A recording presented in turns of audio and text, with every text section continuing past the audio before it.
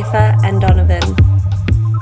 You are now rocking with the Bunt, the number one podcast in skateboarding, brought to you by the number one shoe in skateboarding, Vans.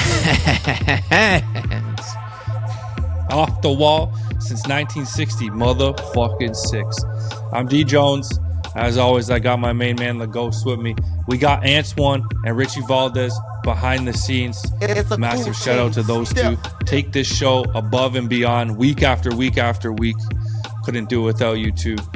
Ghost, massive week in studio week, just like every other week, man. Break it down for the people.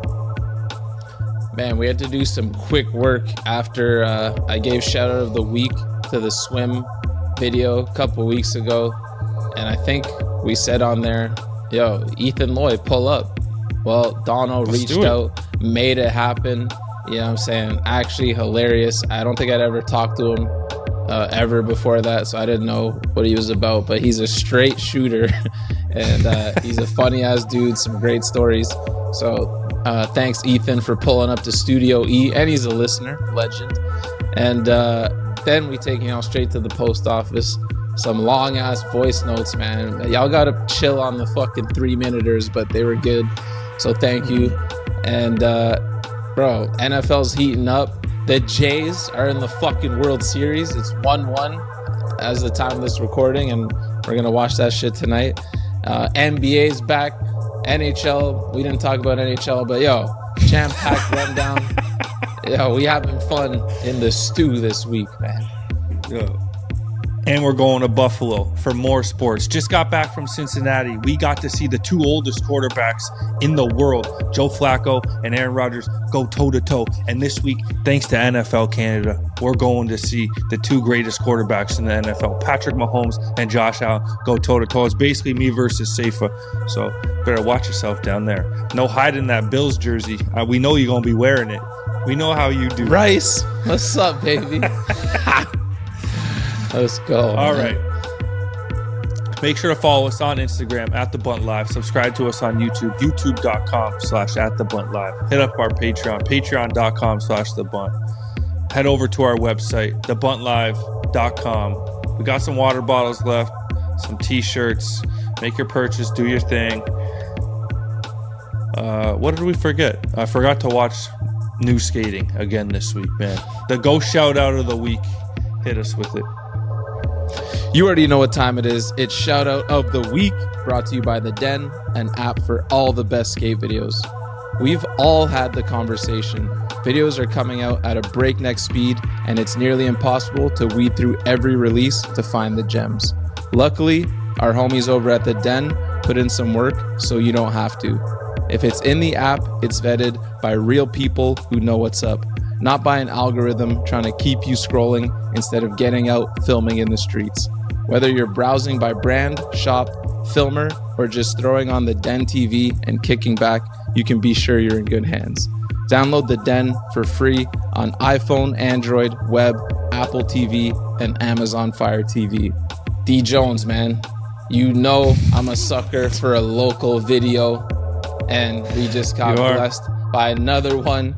You know what I'm saying? Shout out of the week goes to Long Shot, a video by local filmer and beast, Jesse Hesh, you know what I'm saying? And we call him Heshy around here, you know what I'm saying? But Ben Patterson, you know what I'm saying? Curtains just went absolutely off. I guess it's not a spoiler if you're on Instagram, you've seen Ben get down. He hit the Switch 270 front board on Skydome 13. That's one of his signature moves, and he had to do it on the biggest, baddest rail we got in the city. So shout out to Ben, the whole crew. John Cause had some clips. Fucking Jordan Moss had clips. Fucking Beaster. The whole squad, everyone was up in there shredding. Great video. It's called Long Shot, and I think if you just type in Long Shot, it should come up. Long Shot full video or Ben Patterson Long Shot video part. Go peep it. Toronto, we out here doing it. Get there. Ben Patterson and the boys always killing it in the streets, and this is more of the same. A video I actually did watch some skating. I saw the Nike SB All-Star Squad behind the scenes of their Shanghai trip. Some top-tier skating, man. But when you see Shane O'Neill out there, it's just a different level, man. So shout out to Shane. Shout out to P-Rod, killing it. Nigel, we got to get on the pod. But it's good to see the top-tier Nike SB team all together, absolutely killing it. Bro, that video is hilarious because it makes you realize how different their videos are compared to their super team, who are usually featured in their videos. Like that's what I mean. It was cool to see them. Has Paul all ever together. been in a video?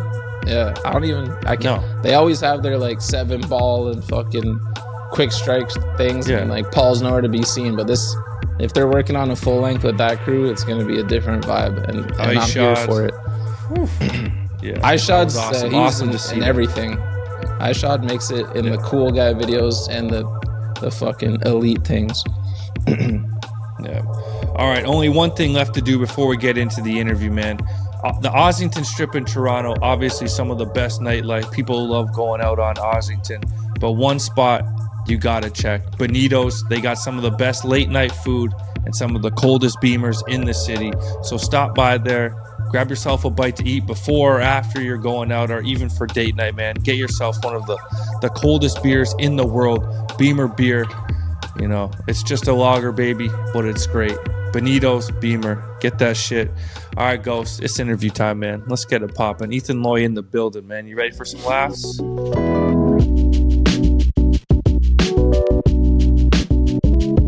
All right, let's get this thing popping. We got Ethan Loy in the building today. What's cracking, Ethan? We're posted. How are you guys? Just chilling, man. Chilling. You ever listen to the pod? Hell yeah. You guys get me through. I used to trim weed a lot, so I would fucking listen to hours and hours of the Bunt while I was trimming weed. You guys got me through. Oh, shit. Damn. Hell Let's yeah. go, man. That's why we're here. And now the tables have turned. You're in the building, so you know every show starts off the same. You got to hit us with your favorite skate moment and your favorite sports moment. Studio E, baby. Yeah. Let's go. If I were to say like what's most memorable for me as a sports memory, was like growing up in Orange County and like the thriving 90s Ducks, like Timu Solani and Paul Correa. Those are my guys. Shit. Like I idolized those guys growing up playing hockey, and then like eventually got into skating or whatever. But that duo was like, it was like Costin and Carroll. Like, you know, it was perfect. Dude, they were unreal, man. You guys won the Stanley Cup too. Yeah, Chris Pronger, not with those guys. Niedermeyer, not with those guys, but there was a hope that those guys were gonna win it. They went to the playoffs a couple of times, but nothing crazy. That's wicked. And then skate moment. It's like fucked up to say, but it was like such like it's a vivid memory that I had. Like this local skate park in Santa Ana that I grew up skating.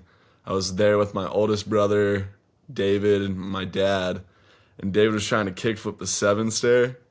This isn't even it's not even like my personal situation, but David was trying to kickflip the 7 stair, and I've never seen anybody credit card their board harder than he did. Shit. Like fucking your own brother like that? Bounced off his nose, like so gnarly. And my oldest brother, like, he hardly skated. He was a ref in hockey.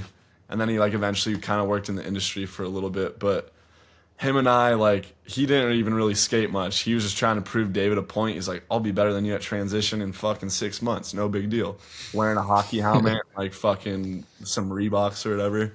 But him and I were just dying laughing. David is, like, screaming in agonizing pain on the ground. I must have been, like, 6. David's, like, 10. He's like just getting his kickflips down, busting down the stairs, and his 2 brothers are just dying laughing. My dad literally came over, like grabbed me by my shirt, and he's like, "David's fucking bleeding." He's like, "He's fucking bleeding. Like, don't fucking laugh." And it just made me and my brother laugh more. And the whole way to the hospital from Santa Ana to Long Beach, we were just dying laughing that he split open his nutsack. Dying laughing. Damn. Fucking losing our minds, and my dad's driving and literally throwing punches at me and my older brother as we're driving because we're dying laughing so hard. And like a side note to that story, when David was getting stitched up, he was like, he told my mom when he was in the ER, he's like, I have to fucking fart. And she was like, David, if you fart in this doctor's face right now, he's literally stitching you up. Like his nose was inches from David's ass. Like inches. Dude, David fucking let one out, and I was in the waiting room, and I saw the nurses walk out of the room, like storming into the main like office zone of like the waiting area. So funny. My mom came out. She's like, he just farted in the doctor's face. Like, they're not even gonna want to do surgery anymore. This is gonna be insane. Like, your brother's so dumb. Like, it was like the funniest shit ever. You can't make that shit up. Dude. No, you can't. But those are probably two fond memories that I recall. So take us back to the beginning, man. Where'd you grow up and how'd you get into skating? I grew up in Santa Ana, California. Obviously, like, had a brother. David was kind of like a prodigy at a certain point, like 12 years old, getting paid from fucking Hurley and Birdhouse and all these people. So I saw early on that there's like something with skating. I played roller hockey, mind you. I didn't play ice hockey. Sick. So like, Let's go. I knew that wasn't going anywhere, and my family couldn't afford like a season for ice skating, like ice hockey. Like that shit's so expensive. And like I was just rocking all my older brother's hand-me-downs from roller hockey, so it was like super easy with that shit. But so it boils down to like me seeing my brother start traveling, and then it just got me like really stoked on the idea of skating. I kind of knew how to skate with just having him around, and like my dad skated growing up. He's a surfer, like punker skater from like the 70s, 80s. So like he introduced it to the family. There was always a board around, but I really got into it when I started seeing David traveling and seeing that like maybe I can make this something myself. Before that, I think I had like board slides on a rail. I didn't even know how to kickflip. I knew how to like shove it and board slide rails. That's crazy. Yeah. But big bro, man, he's obviously influential. See him thriving just makes sense, man. And obviously he grew up with like all the goats, so I was surrounded by them skating and pushing me all the time. That's what's up. So what would you consider your first big break in the skate industry? Like when did your career start popping? When I kind of trickled away from my brother's footsteps, I guess. First thing that comes to mind is like I was getting Birdhouse boards and like Hurley Flow, like all of my brother's sponsors. Like I was getting hooked up by them, but it was because of Big Bro. So eventually I figured like I really need to stray away and like do my own thing. And this dude Jason Rogers was giving me Autobahn wheels at a certain point, and I like didn't have another board sponsor. I was just getting like a couple Birdhouse boards, and then he like hit me up. He's like, "Hey, we're starting up arcade skateboards again. Like, would you want to be involved?" And I was like, "What the fuck?" He's like, "Sad's back on." I was like, "I'm in." That's all I had to hear. That's all I had to hear. I think I got like two boards a month. It really wasn't much, but that was like the moment where I was like, all right, I can do this on my own. You know, like I don't need my brother. I don't need that like handout, you know? So I guess that might've been like the turning point in my head where I was like, all right, I can do this and make it if I like continue this path of like being an individual and thinking for myself and shit. Dude, Arcade, I forgot about that brand. Yeah, it didn't last long. Did they have Brian London on? I didn't even know they did Casey 2.0. Wigney was on though at the time. Whoa. Oh, Digital. yeah. Man. That dude is like one of the most underrated skaters ever. 100%. Switch flip backflips and nollie heel nose grinds back in the day. Nollie heel nose manual, Santa Monica Courthouse. You fucking kidding me? Yeah. So sick. So one year you got an RC car for your birthday or for Christmas. What happened when your brother took it for a spin, man? All right, backstory here. This motherfucker had so much money at the time. Like, he was like 13 years old with like lots of dough, like way too much that he shouldn't have had that much money. Hurley was just paying him out the ass. He's like, all right, I'm going to go buy a gas-powered RC car. And I was like, sick. Like, let's go. We go to the hobby store with my dad. Like, David didn't even drive at this point. My dad had to drive us over there. And like, he pulls up. David buys the nicest one, like $800, like pull cord, the whole nine, like souped up. It's got like all the bells and whistles. And I think I had like $300 to my name. So I was like, I'm gonna splurge. I'm gonna like spend this savings money. I'm gonna get an electric one. So I got like the one with like the little wheel on the remote. And like David, like we take it back home. He's like all amped. He pulls the cord and the cord just rips out of his gas one. So it's done. His RC car is done. It's fucked. And then I was like, oh hell no. I looked at him right when that happened. I was like, you're not coming towards mine. Like, you're not using my shit. Like, you just broke it off rip. Like, I'm not about to let you use my RC car. I was like fucking like 9 or something. And he's like, he older brothered me and like got the remote and then started driving around. First thing he does, he rams it right into a red curb. Like, explodes the body. Explodes the body. And I was like, dog, what the fuck? And then I just saw red, and I went up to him. I socked him in the back of the head. Like little brother shit. Like, fuck dude, you. Damn. I knew that was going to happen, and you did it. Like, you fucking back of ruined the it. head. All your money's gone. Savages, man. Yeah, my savings gone, literally. I mean, for him, it was like, I'll buy another one. He didn't even buy another one. He lost interest right away, but yeah. Damn. Dude, That's your That dad was must that. have been. And there was another time, I don't know if he brought it up to you, but I think in hindsight, I was kind of getting redemption on this one event that we had. And my dad used to like weld us flat bars when we were younger. He welded this heinous kink rail, like flat for like 2 feet and then like a crazy steep down and then like a tiny little flat. And we'd always just skate the tiny little flat of it. And Dave and I were loading up the rails one day. And this motherfucker, I swear on purpose, swings around with the rail and the butt end hit me right in the eye. Like the leg. Like the whole flat bar. It was a massive flat bar, like 12 feet long too. So there was swing weight on it. And this motherfucker. Yeah. And I, Jesus Christ. dude, it gave me a black eye. I was like, I was going to like kindergarten with a black eye. I thought I was all tough and shit, but. Wow. I could have blinded Brothers, you, man. man. Oh, Shit. easy, yeah. And it was like one of those shitty like legs that had like a hollowed out end on it, so it like fully had an imprint on this over my eye. Dude, so you talked about how your brother was already traveling, skating at this point. While he was away, we heard that you used to have a little bit of a side hustle when you're around 12. You would sell his old boards, his old shoes, even had some regular clientele pulling up to the garage, man. Tell us about this hustle.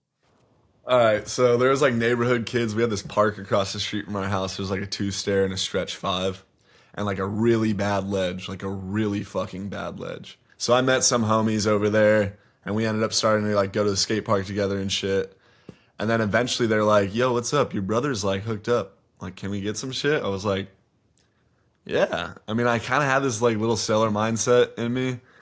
And I was like, yeah, he doesn't fucking know if anything goes. Like, I got 6 boards just sitting in the garage right now that he already took off and he skated for a day. Like, you want it for $5? And the kids were like, fuck yeah, we want it for $5. Like, what do you got? And I was like, come over to the house. So I would literally be like, all right, David's on a session. So I would text the homies. I had like 3 homies. I was like, yo, tell your homies to come over. Like, it's all cool. My dad's here. Like, we got it. And it like...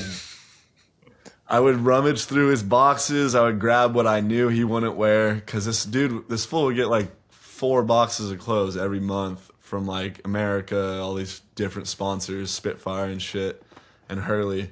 So I'd be like, he's not gonna wear this. He's not gonna wear this. He's not gonna wear this. He's not gonna wear this. He won't skate this. God. He won't skate that. He won't even know if this is gone. Like I was pretty fucked up. Like in hindsight, it was fucked up of me to do this, but. There was like an influx of free shit coming in our house where like I had enough, he had enough, definitely. And it got to the point where like I was just selling old shit at the start. And then I was like, all right, let's push the boundaries here. And the homies were like, I need a new board. I was like, all right, $20. Here. Shit. And it got to the point where like I think I made like $4 or $5 grand over like 2 years doing it. Oh, No shit. joke. At a certain point, I had clothing racks set up in the garage. My brother like was on like this company called Ergophobia at the time. Jehobel rode for it, and like Sean Hill, a couple dudes, and like Joe Hammocky was the team manager. Rest in peace. Yeah, he started getting all these random clothes. Like Ergo wasn't that cool of a brand or whatever, but I was still like selling them, and that was like his tail end of like getting a shit ton of product. And then I set up a clothing rack in the garage, and it had sizes on it, and it took him 2 years. It took him 2 years to catch on, and he finally Wow. fucking caught on. Like walks in the garage, he goes, "The fuck is this shit? Like, why are there sizes on this rack here?" And I would clear out the rack whenever he wasn't home, so he didn't know. But there was like small, medium, large, XL, like Oh, all the shit. racks. I even had like sizes for like boards and trucks up top. It got Wow. crazy, and it got to a certain point where he was like, "Yo, I need that bread now," because he wasn't making the bread he once was. And like he caught on, and I was like, "I'm sorry, man." And he's like, "Fuck you, dude." Like, what? And he's like, "That's not even like sorry. Like, this is like fucked up." And I was like, "It's free product. Come on. It's not like you paid for it." And he was like, "I know, but like you're my brother. Like, there's a fucking principle here. Come on." And yeah, it just turned into that. And then I stopped selling all that shit. And I started getting some stuff myself. So maybe I'd like dish out like the main homies that bought shit from me. I'd dish out some stuff to them every once in a while. And it got to the point where like I Bro. was getting so much free product where I was like, I don't need to sell it. And I started giving them to the homies, Kenny and Pablo. Shout out them. Bro, I That's would have fucking killed you epic, man. if I caught you red-handed one time. We were fighting. That's crazy. So it turned in from the selling clothes. I started selling sodas and snacks at school because my school got rid of they got rid of like sugar in the vending machines. So all the Oh sodas shit. gone, all like the candy bars gone, all the good shit gone.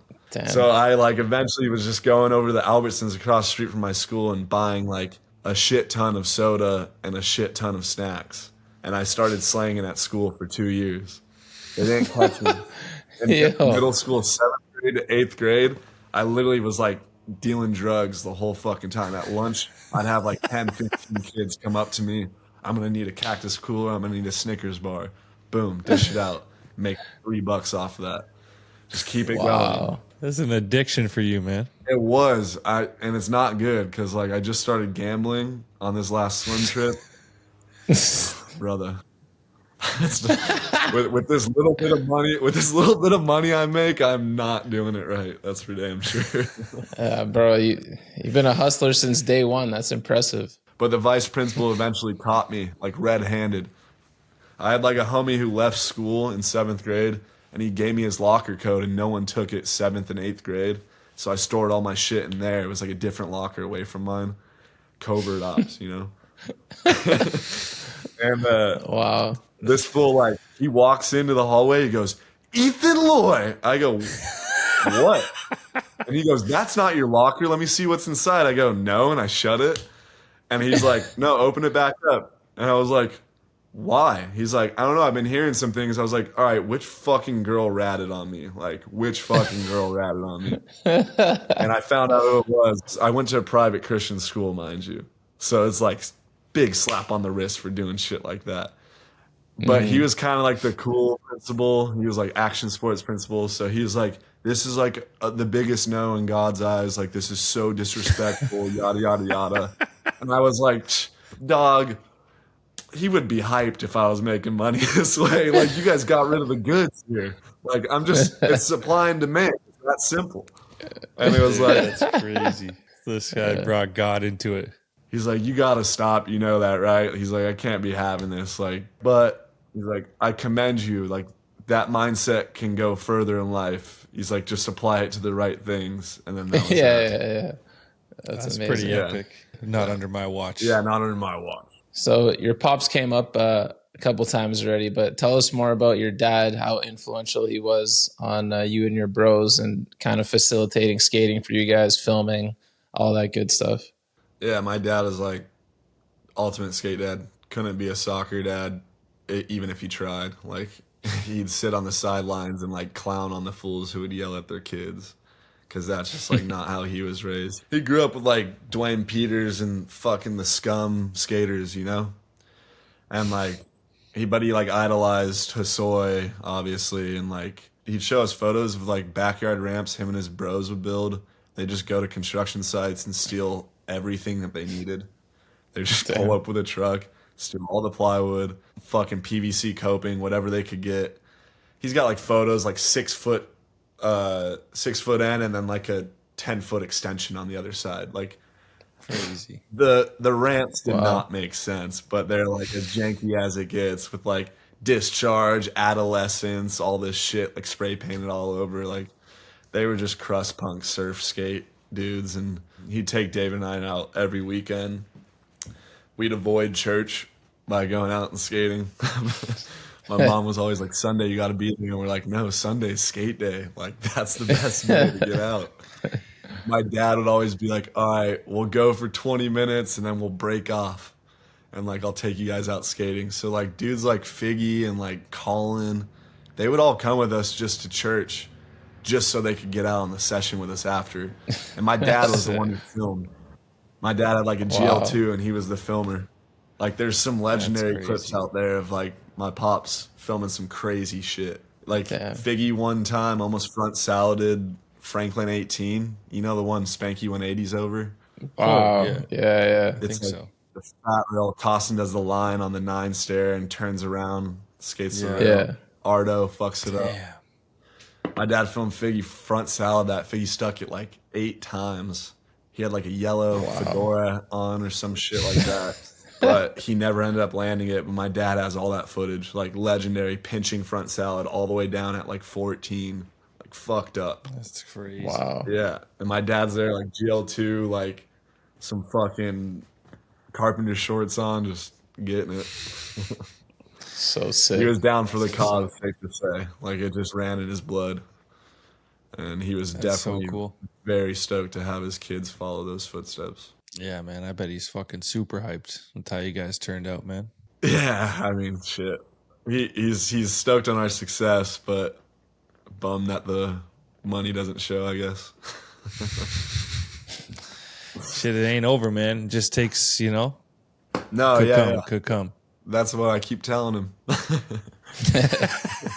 I'm almost 30, Dad. I'm still doing it. I'm gonna keep doing it until I can't do it no more. Type shit. It's about to hit, man. Dude, how did you end up skating to Madonna in your boy Scotty's video? Damn, you guys saw that? What the fuck? That's a deep cut. That also might have been like the first part I had in a homie video. Mm-hmm. The video is called Meeps. We worked on it for a minute. Scotty was the one that filmed and edited, but Chris Burkhart was also filming with us. Chris is like Last Resort TM now and shoots for Polar and Last Resort. But he used to like film GL2 as well. So we would get out and like that was Chris's introduction into filming. But Scotty, I think, resented me a little bit because we rode for Etnies at the time. Like, both of us were flow for Etnies. And I guess I was, like, the one who was, like, hooked up out of the whole crew of skaters. And he kind of just hit me with the fuck you and put me to Material Girl Madonna. But now I look at the part, like, I watched it the other day, and I was like, yeah, this shit's kind of fire. Like, I fuck with it. Like, in hindsight, it's sick. Mm-hmm. Obviously, when I was a kid, I'm like, you bitch, like, you're fucking coming at me with this for sure. Like, this is shot fired. Yeah. But I don't know. Who knows? That was just my interpretation of it. Might have been a little shit when I was younger. A little chip on my shoulder. Not the best thing, but I'm sure I deserved it. So your brother's credit card came up. Tell us about the sack that you had at the end of that part. Oh, man. We went to Palm Springs. My homie had like a timeshare out there, and we would do little, like, that was our only getaway trip. Well, I think we did an SF trip for that video, and then we did a couple Palm Springs ones because we had some homies that like skated out there. They would show us around. There's this triple kink rail that popped up, and I was like, holy fuck.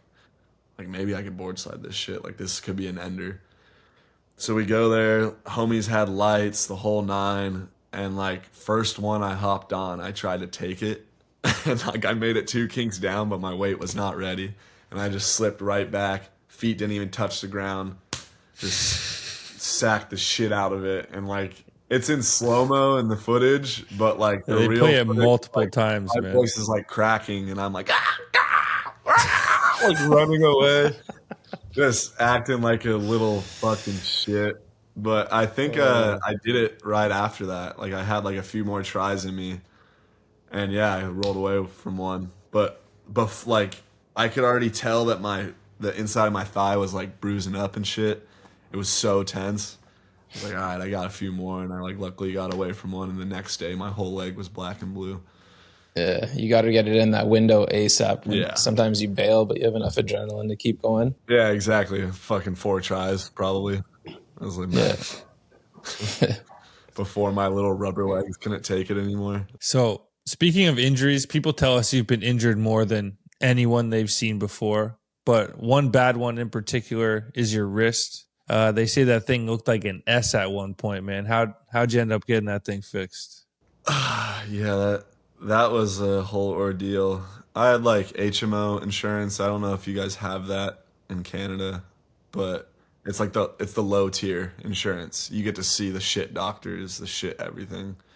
Takes forever in the waiting room. Everything sucks. I had the insurance through my dad's work though. It was free insurance. Who can complain? You know, I was hyped. But the problem with that, I broke my wrist when I was 6 years old, and then it just kept trickling, same spot over and over and over and over. Like middle of my wrist, I got a whole ass scar on it now. I don't know if you can see it. It's kind of fucked, but my wrist is still not perfect. Yeah. Anyways, I broke it like 6 times. And then by the time I was 14, my mom was like sick of it. She was sick of like other families being like, I can't believe they don't take care of their children. Like shit like that. Like some like petty Christian shit, like some stupid shit. But what we were told in the HMO insurance system was that like if I got it fixed when I was 12, I'd have like a stunted arm if I got it fixed before my growth spurt and shit. So we waited, and then eventually it got so out of hand, like I could rest my wrist on a table and it would just teeter back and forth. Like there was a point in it that like V'd out. It was fucked. It was like really bad. And it was like broke it so many times that the bone thinned out on the bottom and fish boned out. So it was thick on the top like that, and then it was like thin on the bottom. And my shit was just fucked. I ended up falling on it so many times I had to eventually get it checked out again.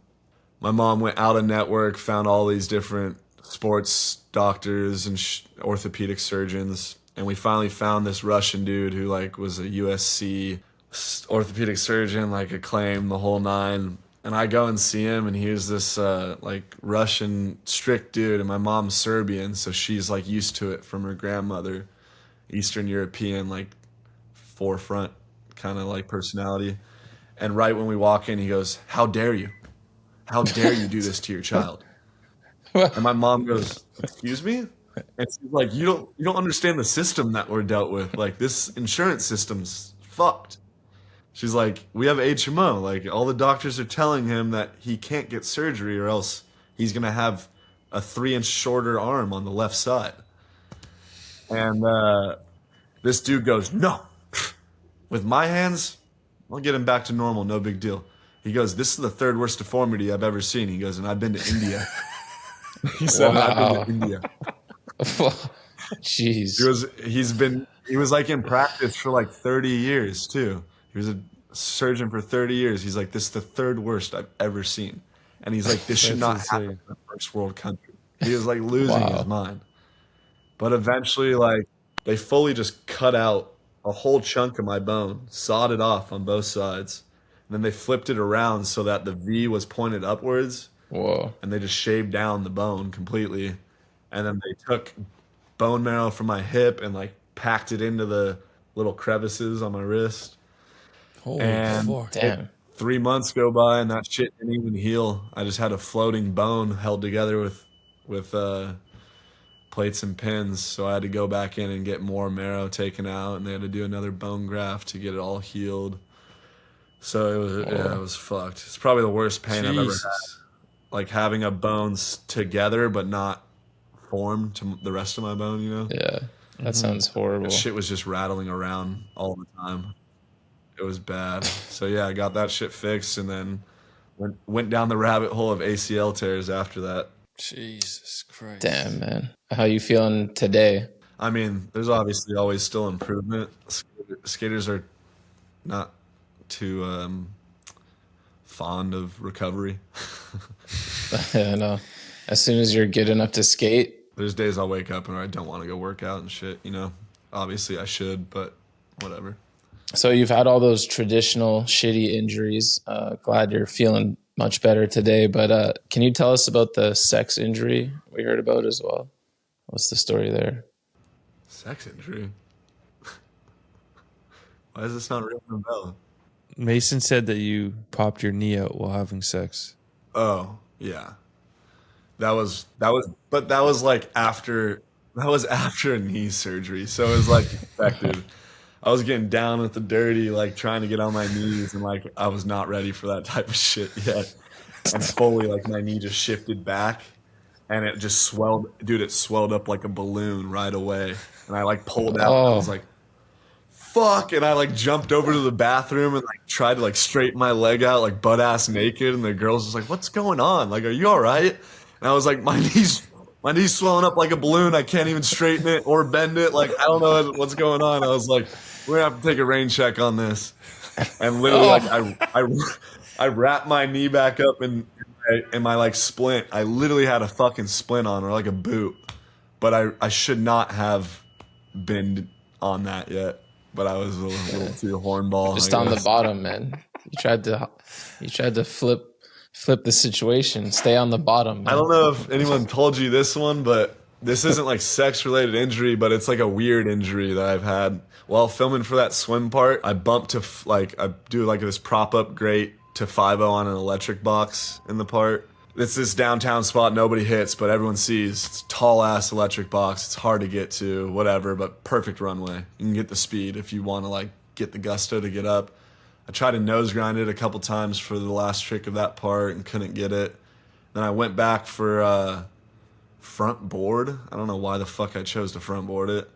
My wheels stuck right when I got on. My board landed primo behind me, and I was expecting to slide out on my ass, like backwards. And I landed straight asshole in the middle of my board. I credit carded asshole in the middle of my board. And I got hemorrhoids from it, like fully fucking got hemorrhoids from it. Like prolapse anus fucked my shit up. I swear my asshole's not even like shaped correctly anymore. Holy shit, dude. Damn. That one hurt probably the most. I couldn't sit for a week and a half straight. It was that bad. It was so fucking terrible. Wow. Maybe that was the karma finally biting you from your brother. Bro, you've been through some shit, eh? Cow 3812. That's your name, and you've just been killed. No surprise. You were born a slaughter cow, so you died a slaughter cow. Your meat will probably end up at some beef restaurant eaten by someone who won't even use the energy your meat gives them. And your skin on the couch where the same person will relax after eating you, not caring at all. At least that's what you thought. Your skin is sent away, but not to a couch factory. Instead, you enter a factory with 3 letters of the slaughter cow's skin dreams of. MLB, Major League Baseball, baby. You're headed for the pros. Soon, you're white as the lines on the diamond, stitched in red like the blood that was once pumped through your veins. You're packed up and shipped out. Where you don't know, but soon you'll see palm trees and freeways. Los Angeles Dodgers baseball. You're not just headed for the pros, you're headed to the World fucking Series. Look at me now, Slaughterhouse. Look at me now. You're dropped in a basket with other balls, waiting. Then 5 firm fingers wrap around you. Kevin Gausman. He grips you tight, pulls you behind his back, and fires you forward. You're spinning towards Shohei Ohtani's bat. You don't know if he'll miss or make contact, but the way he's been hitting lately, it doesn't matter how much you've been spinning. If Ohtani wants to hit you, he'll hit you. And hit you are. Out of here. Just when you think you'll actually leave the park, a red glove with Supreme in the white snags you. Atiba Jefferson, the skateboard photographer himself, caught you. The crowd roars. His followers explode online. You're a celebrity now. So needless to say, you're one cocky ball. And when Atiba places you on his shelf next to some toys and a puck until you hear that puck story. And who sent you the Skin of Cow 3812 to the World Series? You know who did. CHPO brand, the worldwide leader in sunglasses and watches. Always doing it for the people. Take us kind of through your board history, riding for Element, and then having no board sponsor for a while and eventually getting on Swim. So to speak, I guess Element would have been my big break. That was the first team I like turned AM for. Yeah, I rode for them forever. It was sweet when all the homies were on. It was like we had a superstar team at a certain point there. And then things went to shit, but we knew we had camaraderie and like good friend group and fucking dope people to travel with. So that was all we cared about. And we had money to do it. So I'm very thankful for those times. And then eventually, whatever, there was like a buyout with some brand that bought Volcom and a bunch of other fucking surf brands. And they bought Element. Everyone in the U.S. got kicked off, and they just kept their French team for whatever fucking reason. And yeah, it was like Westgate was the only one who got saved. And there was like a point where it was like everyone could have stuck around and maybe got on this French thing they had going on. But I was like, this shit's a bop already. No one cares for Element. They never cared for Element. They only cared for the skaters that rode for it. And so I started seeing that even before I got the boot and started realizing that shit was going to go under at a certain point. So I was trying to think of next moves, but I was also sitting on a video part. And yeah, that brick quarter pipe, I guess, just fucked me up. Like, if I would have put the part out 6 months prior and didn't ever try that quarter pipe trick, I could be riding for a different board sponsor potentially. I had Swim lined up before the part even dropped for Thrasher. And right after the Thrasher part dropped, I kept hearing a bunch of shit from a few different other companies that they were eyeing me out. But I'm honestly more stoked to be with Dan and Kevin. Those fools rip. They're awesome, and it's all jokes, and it's fun. It's not serious. We all work jobs, like everybody on the team. Nobody makes fucking money, but we do it for the passion and like the love of it still. And we get to like make our own graphics, which is fun. Kevin always sees me rip the vape, so he was all, let's just make a fucking vape board, dude. Fuck it. And I was like, nah, that's fucking stupid. And he's like, nah, fuck it. And I was like, all right, only if we make it the actual size of the vape, like a Willy Wonka chocolate bar where you like grab it. Yeah.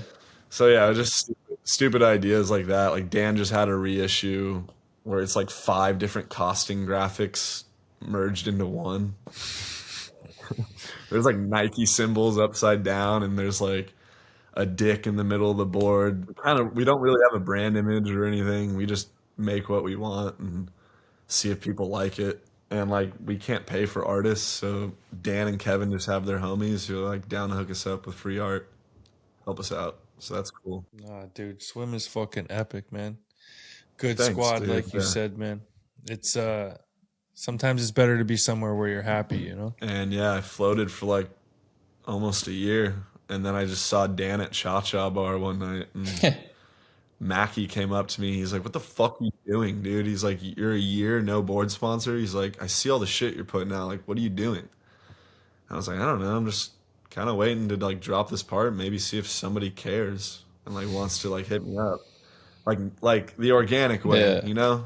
I'm not really an outspoken dude, like kind of a closed mouths don't get fed type of person.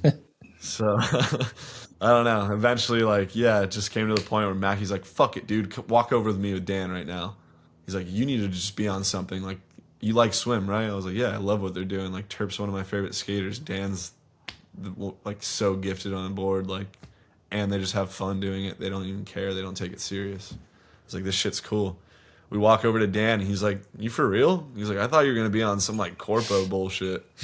And I was like, nah, I think those times have passed for me. Like, I'm ready to be on something fun and, like, grassroots, I guess. And Dan literally hit up Kevin that night, and then the next morning, Kevin's hit me up about a board graphic. That's fucking sick. Love how that works. The videos are epic, too, man. Last one was sick. Thanks, dude. I mean, I saw the episode. Obviously, I shouted you guys out on Instagram. That's when Richie hit me up, so I was like, oh, maybe that had something to do with it. Sick. But yeah, thanks for the Hell shout. yeah. All the swim dudes were hyped that you guys mentioned it. Dude, speaking of swim videos, probably one of the most unforgettable clips of all time.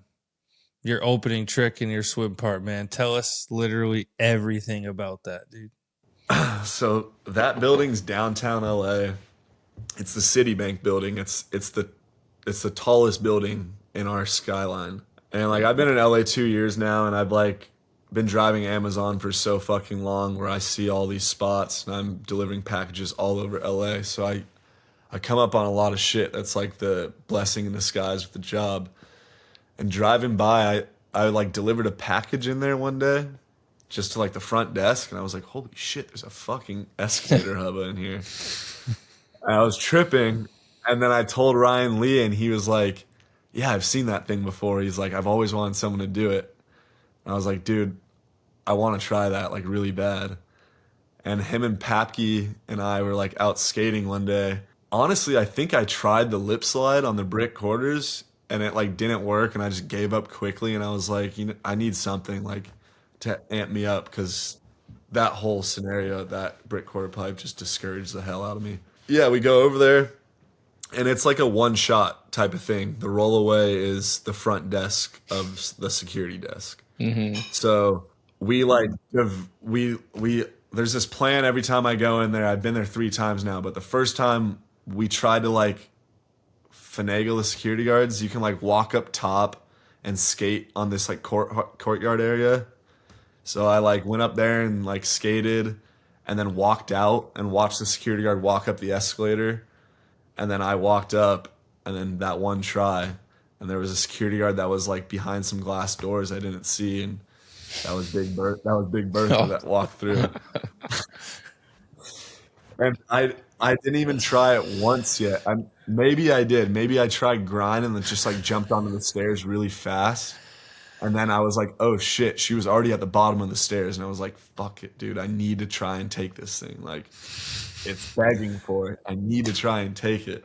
And yeah, I get on it. Or like right before I'm about to pop, I tell the lady, I was like, I'm not going without making it to the bottom of this thing. So either you move or I'll see you at the bottom. And like, I wasn't trying to be a dick, but I was like, this is my way down. I'm leaving the building, hitting this obstacle. And she goes, no, you're not. No, you're not. And I go, watch. And I hopped on back grinded all the way down. I was like, oh, I'm taking this hoe. Like, I'm about to fucking roll away. I was like stoked. And then I hit the swoop at the bottom, and it just looped me out like I didn't expect it. Hit the swoop, just fucking bowling pin, rolled right into her. Her titties crushed my neck, dude. And I had whiplash. I had whiplash for like 2 weeks. I'm not joking. Wow. She must have been like 350 pounds. It was a lot of weight. Oh, dude. yeah. Like it definitely hurt me more than it hurt her. Cause I took her fall for her. Yeah. It was rough, but she like broke her walkie-talkie, and it sounded like she slammed on the ground really hard. And right away I was like, fuck, I'm sorry. I didn't mean to do that. And she's like, nah, we got that on film. Like, you're fucked. You're fucked. Like, you're fucked. And I was like, no. I was like, that was an accident. I was like, but I told you I was coming down. I was like, why didn't you move? Like, you really didn't believe me? She goes, nah, I didn't think your ass was going to go down that thing. And then Ryan Lee's just chuckling the whole time while filming. He's just chuckling. And there's like more to that clip. Like, he's filming on the walkout, and like Papke is already outside because he doesn't want to deal with the commotion. And Ryan's walking out the doors with me. I was like, holy shit, did you get all that? And Ryan's like, yeah, dude. And we just like walked out. And as we're walking out, fucking 5 security guards start chasing us. Like some Skate 3 shit. Like when you're bombarding the spot, like the whole horde just came in. And like, I was parked on the side of the street right in front of the building, not smart. But we walk across to the car like it's all good. And then Ryan turns around. He's like, oh shit, let's fucking go. Like, we got to dip right fucking now. And the security like pulls up in a golf cart. on the main street on like Los Angeles Avenue in downtown, like trying to block cars and shit, trying to box me in while I'm parked. Dude. And I was like, fuck this, dude. I like shimmied out, sped the fuck off in my Prius. Like probably haven't gone faster in my Prius before. Wow. But yeah, that was that. I mean, I never got word of any lawsuit or anything. I mean, Dude. blessings to that lady. She took it like a champ. That is the most epic clip of all time. We were gonna use it in the Thrasher part, but like they're all scared of getting sued and shit. So I got scratched, and Kevin was like, "I don't give a fuck. Let's put it on our YouTube." Front and center. Your My War was absolutely insane. Probably one of the most epic battles at a famous spot. Is there anything about that story that you want to add and just let the people in on? Sounds like that shit was bumming you out for a while. Obviously, you can tell I got a bit of a temper in that footage, but it definitely stems from hockey. That hockey temper comes out for sure. While Carey gets it sometimes. Oh, yeah. Putting that much strain at being that mad at a spot is definitely what like hindered me from doing it. And I had that mindset for probably 20 sessions. Wow. At least. And it was like 26 times or some shit. So like at the beginning, I had a lot of faith. First 4 sessions, I was fucking stoked on it. Got into one, but I would slip back or stick and fall forward. I was never on top and could like slide it. I never got one where I like slid it where my body weight was centered over it. And that make was the only one that I was center over the top and actually sliding and rolled away exactly how I envisioned. Wow. And it's all thanks to like the people who were there that day. It was such a weird crowd of dudes, kind of like a bunch of different crews in LA just met up because everyone was hearing about me trying this shit for so long, where kind of every crew got their own little session and saw me freak out and shit. Yeah, that rollaway day was just completely different. The dudes there were like, I don't know, it was just a special day. 2 tricks went down before I skated, and I didn't want to push it that day. I didn't want to make it about me or like the Ethan show. So Evan got a trick, fucking Roman got a trick, and yeah, and then both of them were just like staring at me like, it's good. It's your time now. Sick. I was like dreading the run. Like that run is the main thing that I would not want to do, because it was like a 200-yard dash, like straight to it. Oh. Yeah, it was a lot, and like all the steps had to be so precise to make the run up perfect for me with like the push. Yeah. And like if you see in the footage, I'm like pushing and carving in and then carving out. It just all had to be so fucking perfect, and those bricks toss you left and right. I never really had a straight line until that one I landed. Damn. Yeah, I got real lucky. But at least it's in the past now, dude. It's a clip. Yeah. It's done. It's Moving done. on. I want to like damn near put a bounty for somebody else to try that shit. 'Cause You want someone else to deal with that? I want to see if somebody else can deal with it on easier terms. Well, in lighter news, can you tell us what happens when you get cocky at the strip club and yell how much money you've made on the slot machines there? I mean, you're blessing the homies at least. The homies are getting free drinks. They're getting some dollars to toss around. But yeah, I was getting pretty damn cocky. I never lost money that night, but the next day we were going to Eugene, and Dryson was trying to trick on this bump over bar, and I went to take a shit, and I was like, when I went to take a shit, it was in a bar, and they have like slot machines all over Oregon. It's like a lottery state. So I walk in, and I like finish taking a dump, and I walk out. I was like, let's see if my luck's still good. I already won like $300 on the trip from like 3 different bars or slot machines that we went to. And I walked up, played for 10 minutes, won $80 and walked out. That's pretty sick. Literally took a shit and won $80. And then went and watched Dryson try a trick. And then, yeah, I thought my luck was still good. And I tried this long ass board slide, and my body was like, fuck no, you can't skate. Like, what are you doing? What are you thinking? Yeah, you got luck on the slot machines, but not with skating today, buddy. I guess I just got so cocky where I came back home and I started gambling and lost a shit ton of money. No. Thought I was the shit. Yeah, so. no. Fucking hell. House always wins, man. The longer you gamble, the more you're gonna lose slowly over time. Hey, I paid like $300 on my credit card bill with some of the. Oh, there you go. There you go. Keep it in check, though, man. Slippery slope. So we heard there was an incident when Riley, Figgy, and your brother were playing in a rock band, and you had an airsoft gun. What's the story there? Yeah, it all just comes back to my little shithead temper. I think they were all playing in David's room, which was also my room, but I had to like wake up for school the next morning, and these fools didn't have any schedules. They were all homeschooled and just lived skate life, traveled all the time and whatever. Shit I would envy, but I would try and stay up with them and like play video games. But I was on top bunk, so I was trying to fall asleep, and David was just being hella obnoxious, and obviously probably Figgy and Riley. They were like 14 at the time. I was still young as hell, 10. They're playing, and I got so mad that like I couldn't fall asleep that I like jumped off the bed, and I was like, "Fuck it, dude, let me play." And they're like, "Nah, we don't have enough controllers. Sorry, you're not playing."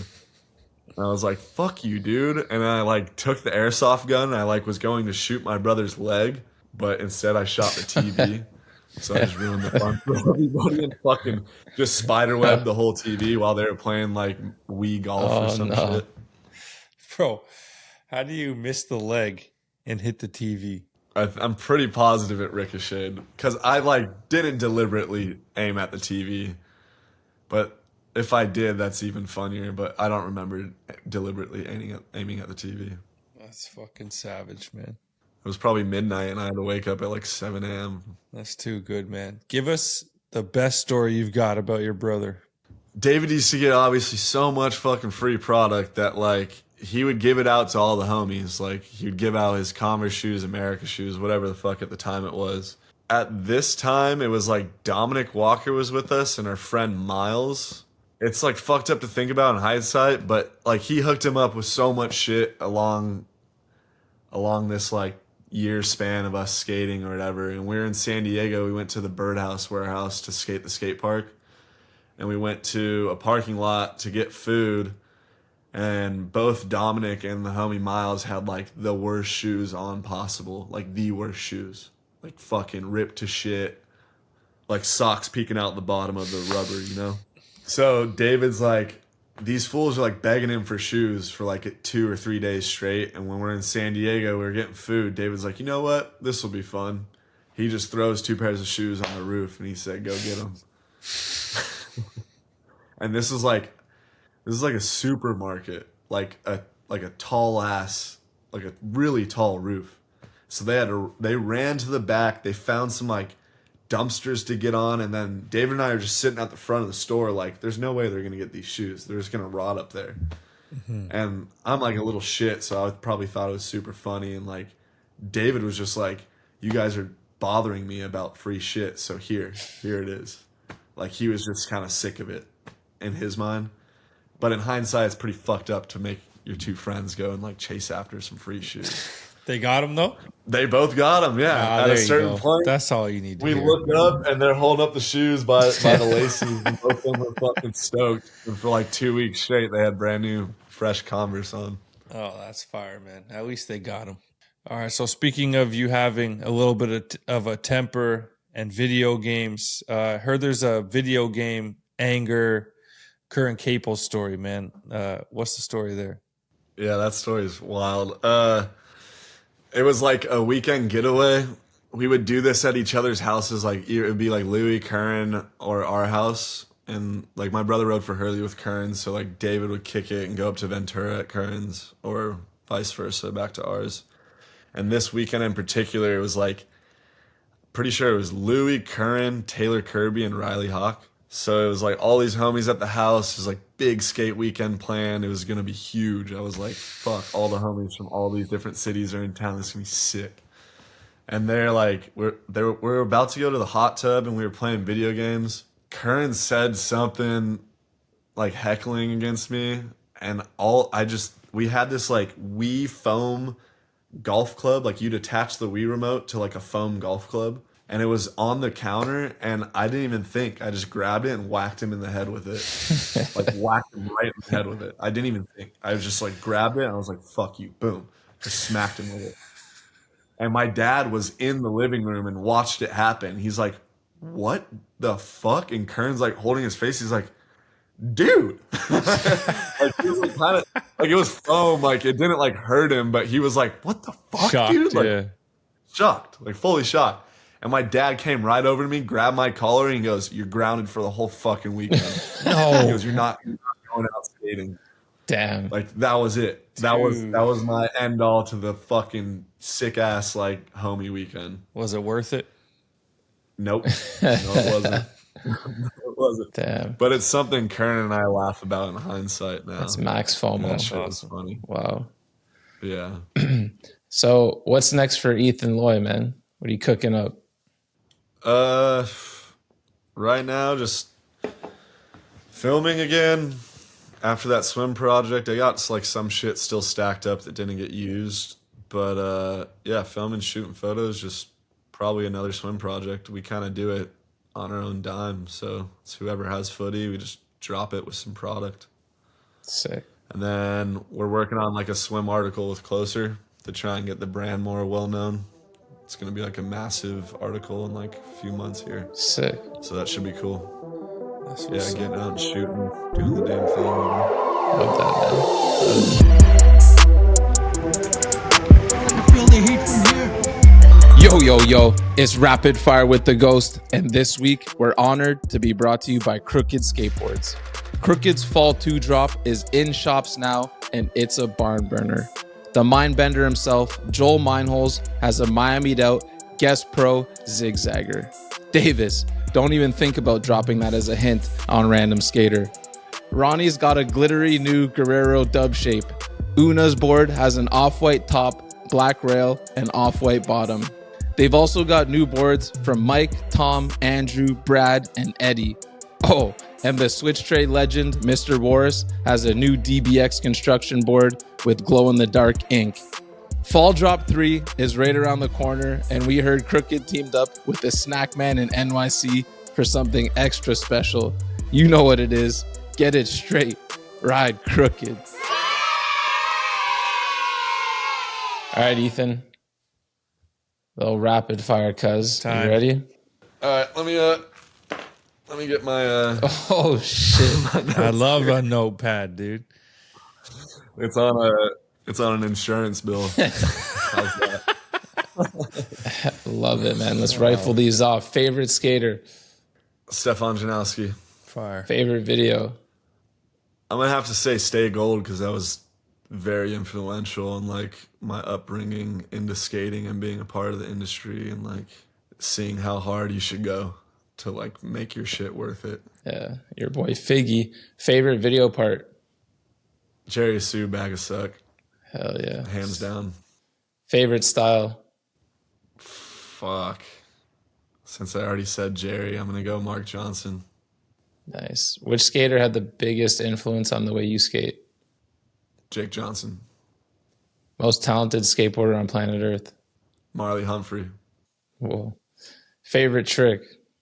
I'm really into these like like half impossible things right now. It looks like a shove it, but you like wrap your foot a little bit with it. It's fun. Suctions up to the feet, all nice. Feels good. Nice. Hardest trick for you? Switch tray. Oh, Oh, don't do me like that, man. Yeah, I know that. Tell hurts me your about it. soul. That hurts your soul. Can- I think I've landed 2 in my whole life. Most illegal trick? No slide to crooks, dude. Fuck. Trick's terrible. shit. Damn. Every kid and their mom thinks it looks good. They have no idea what they're doing. Favorite clip you ever gotten? Probably that lip slide, even though I hate it the most. Love hate thing. I feel you. Yeah. What's the worst trend you've been a part of? Skinny jeans, long shirt, shoelace belt, that whole 9. Oh, that shit was fire, man. Don't hate on that. Dude, there's one clip. It was like I went to Minnesota for like a skate contest, and I was like filming with Tim Fulton before he was like involved with Deluxe and all that shit. And I board slid front shoved this like loading dock out rail. It was like the ones you could like raise and all that shit. Yeah. I had pink tight pants. Oh, hell no. It was like a faded red, like illegal as fuck. And I had like a flip Eric Fletcher beanie on. You remember that striped one he'd always wear? It was like gray, black with the red stripe at the bottom.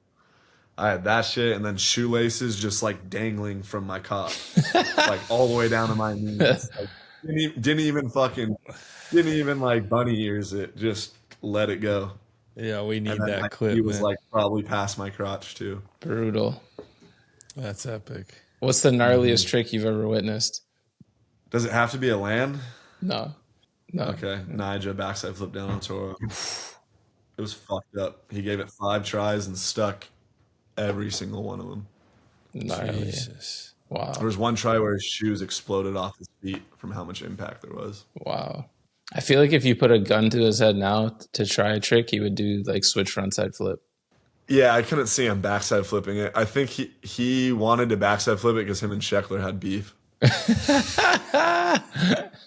Like fully, That's fucking hard. Because I love that. Nija bought a warehouse that was across the street from Scheckler's skate park, and he like made his own skate park kind of as a fuck you. It's pretty funny. so But sick. how did the beef love that originate? shit. I think it's just Nija coming into San Clemente and like infiltrating Scheckler's scene. Yeah, kind of stepping on his territory. Felt like it was too close to home for him. So, Shit. but what did Scheckler do for? Yeah, Nija didn't give a fuck though. Did Scheckler do something though for the beef? I'm positive he did, but I can't remember. Like, it's shit so long ago, and I didn't really give a fuck anyways. Yeah. I just thought it was funny that he was going to backside flip El Toro to just rub it in his face. Wow. And then it kind of backfired on him. He got like double bruised heel. Oh, and for was sure. out for a few months. Damn. What's the one trick that got away? Shit, dog. You might stump me here. I literally tried a few things for the Thrasher part, but didn't get them. Nothing in specific, but just stuff that I wish I would have gotten to round it out more.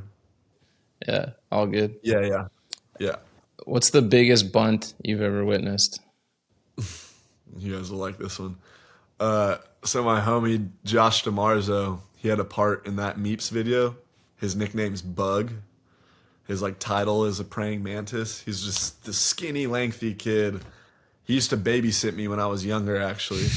And then we ended up skating the skate park and like found out like just by skating. He's like, "You're Loy?" He's like, "I used to babysit you when you were in diapers." I was like, "What the fuck?" Damn. And this fucking guy, like Tiago would come to the Santa Ana Park and he'd like bro down with Tiago. He was boys with all the Brazilians because he was Ledge Tech homie.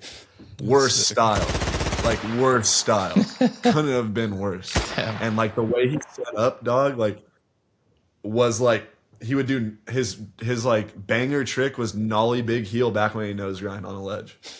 What the fuck? Like insane. He does it in that video Meeps too.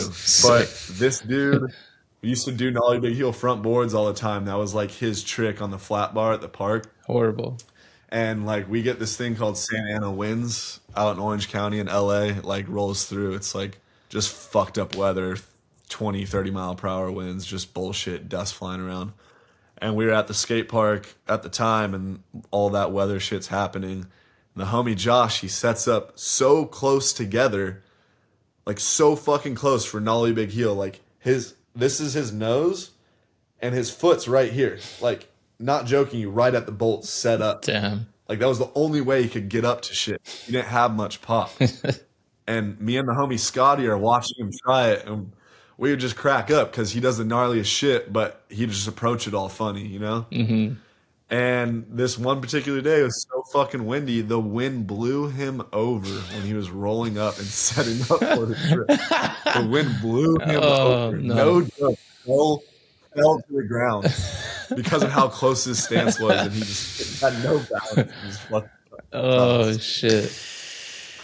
That's awesome. wicked. Hey, shout out to the homie. Nollie big heel front board. That's a crazy Bug. trick, but Nollie big heel back when he nose grind. ain't see nobody do that. That's G. I'll give it to him. I mean, it's illegal as fuck. Don't get me wrong, but yeah, just nollie back heel into it, but it's impressive. yeah, exactly. Like, make it look good and steezy, but he was more like, let's make it as Brazilian as possible, like as tech as it can get. What's the last new trick you learned? There's like this pole jam at South Pass, and I was learning like backlit fakies up it. That was fun. It's like just a flat pole jam off a flat ground. So instead of just doing like front board up it, treat it like a backlip and go to fakie. Feels really cool. Been doing those. Nice. Dream job after skating? Get paid for skating. No, I'll probably like just move higher up in like production. I work like production jobs and shit like that. So be like a production manager where you make like $800 a day and bank out, make it easy on yourself. Nice. Hell yeah. Favorite local brand? Red Rum Dog Pound. Favorite local skater?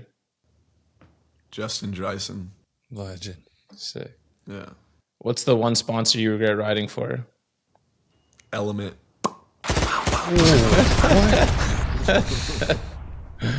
Damn. Favorite teammate ever? It's kind of a double-edged sword. I'm going to say Nick Garcia, but he's also the worst teammate, too. He's probably the worst teammate as well. Okay, so should I even ask? No, you don't even have to ask worst teammate, but he's the best, but he's also the worst. He's like Captain Chaos. Like if we're not focused on skating or like have to skate or we're not on a skate trip, he'll just divert and we'll party for 2 weeks straight. Like we went to Copenhagen Open and just continued it in Varsity and Paris for fucking 2.5 weeks. I fainted twice because of how much I was drinking. Jeez. Walked out of the subway train in Paris and literally just collapsed to the ground. Wow. Woke up from a blackout with just French people standing over me. Wow. It's some alcohol withdrawal after that trip, man. Hell yeah. Fucking no food. Thinking I don't need breakfast. That whole nine. Think again, buddy. Worst company? Currently? Sure. I know you guys want to hear current. Yeah, let's do a new one, man. I'm going to say April Skateboard. Oh, hell no. Yeah. It's getting spicy. Yeah. Oh, damn. We just had Deshaun in the mercy. building, man. That was an easy one, too. Like, I had that loaded. Like, not even the Corpo brands. Like, they're all right in my book. April. What the fuck are you doing, Shane? Picking off my boy Ish? Fuck off. Oh, shit. Oh, it's personal. Graphics, ass. Videos, ass. Oh, damn, bro. I don't even know what to say. We just Savage. had Broski Deshaun on. That's a crazy 1-2 follow-up, but to each their own. You know what I'm Deshaun's saying? a homie, but Ethan taking no prisoners today, man. I know the vibe. Fuck. All right. Worst trend? Jorts. Oh, they're everywhere. You can't escape those, bro. I'm no saint. I own a pair myself.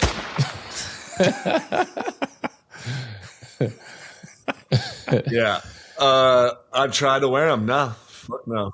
It's a terrible trend. Doesn't work. Doesn't look good. Get out of here with that bullshit. Go back to elementary school with that shit. Like, that's fucking crazy. You look too much like a child out there. Ew. All right. Worst style? Jagger Eaton. X-Up King. Oh, shit.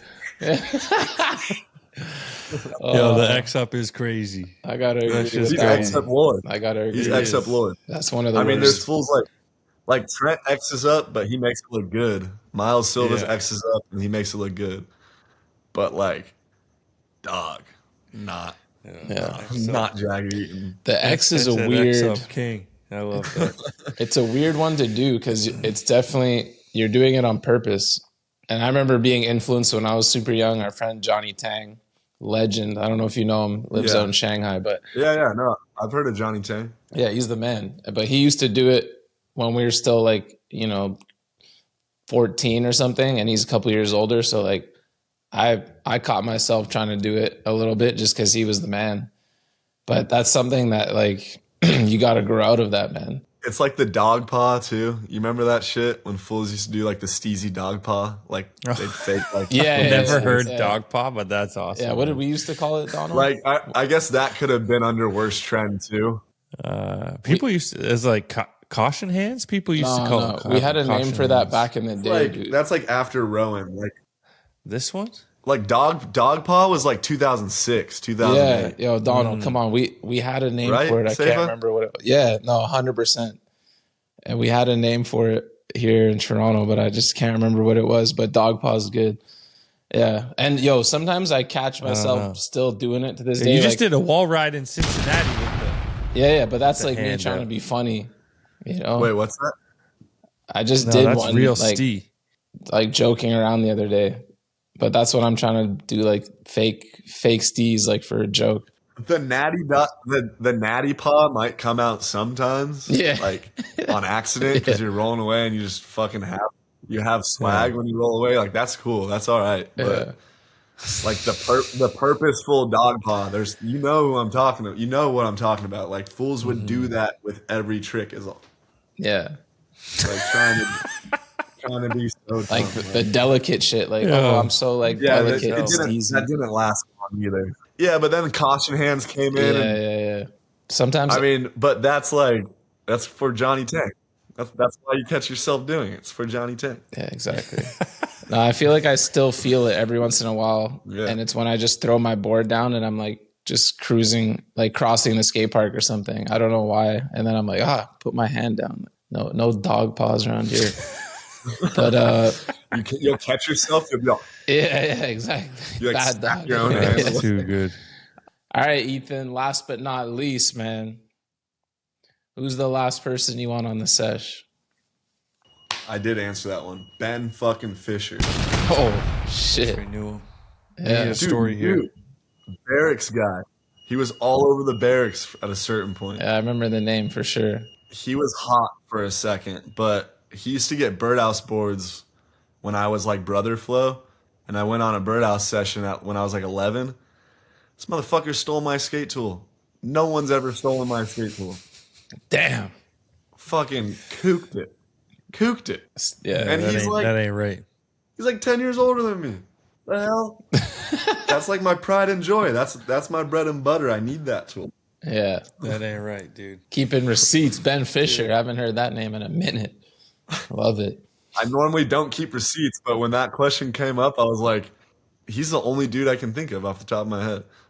We can't have that, bro. We can't be having that shit. Nah, I mean, whatever, Ben Fisher. You'll live. You're in real estate. You make money. Well, Ethan, man, you came through.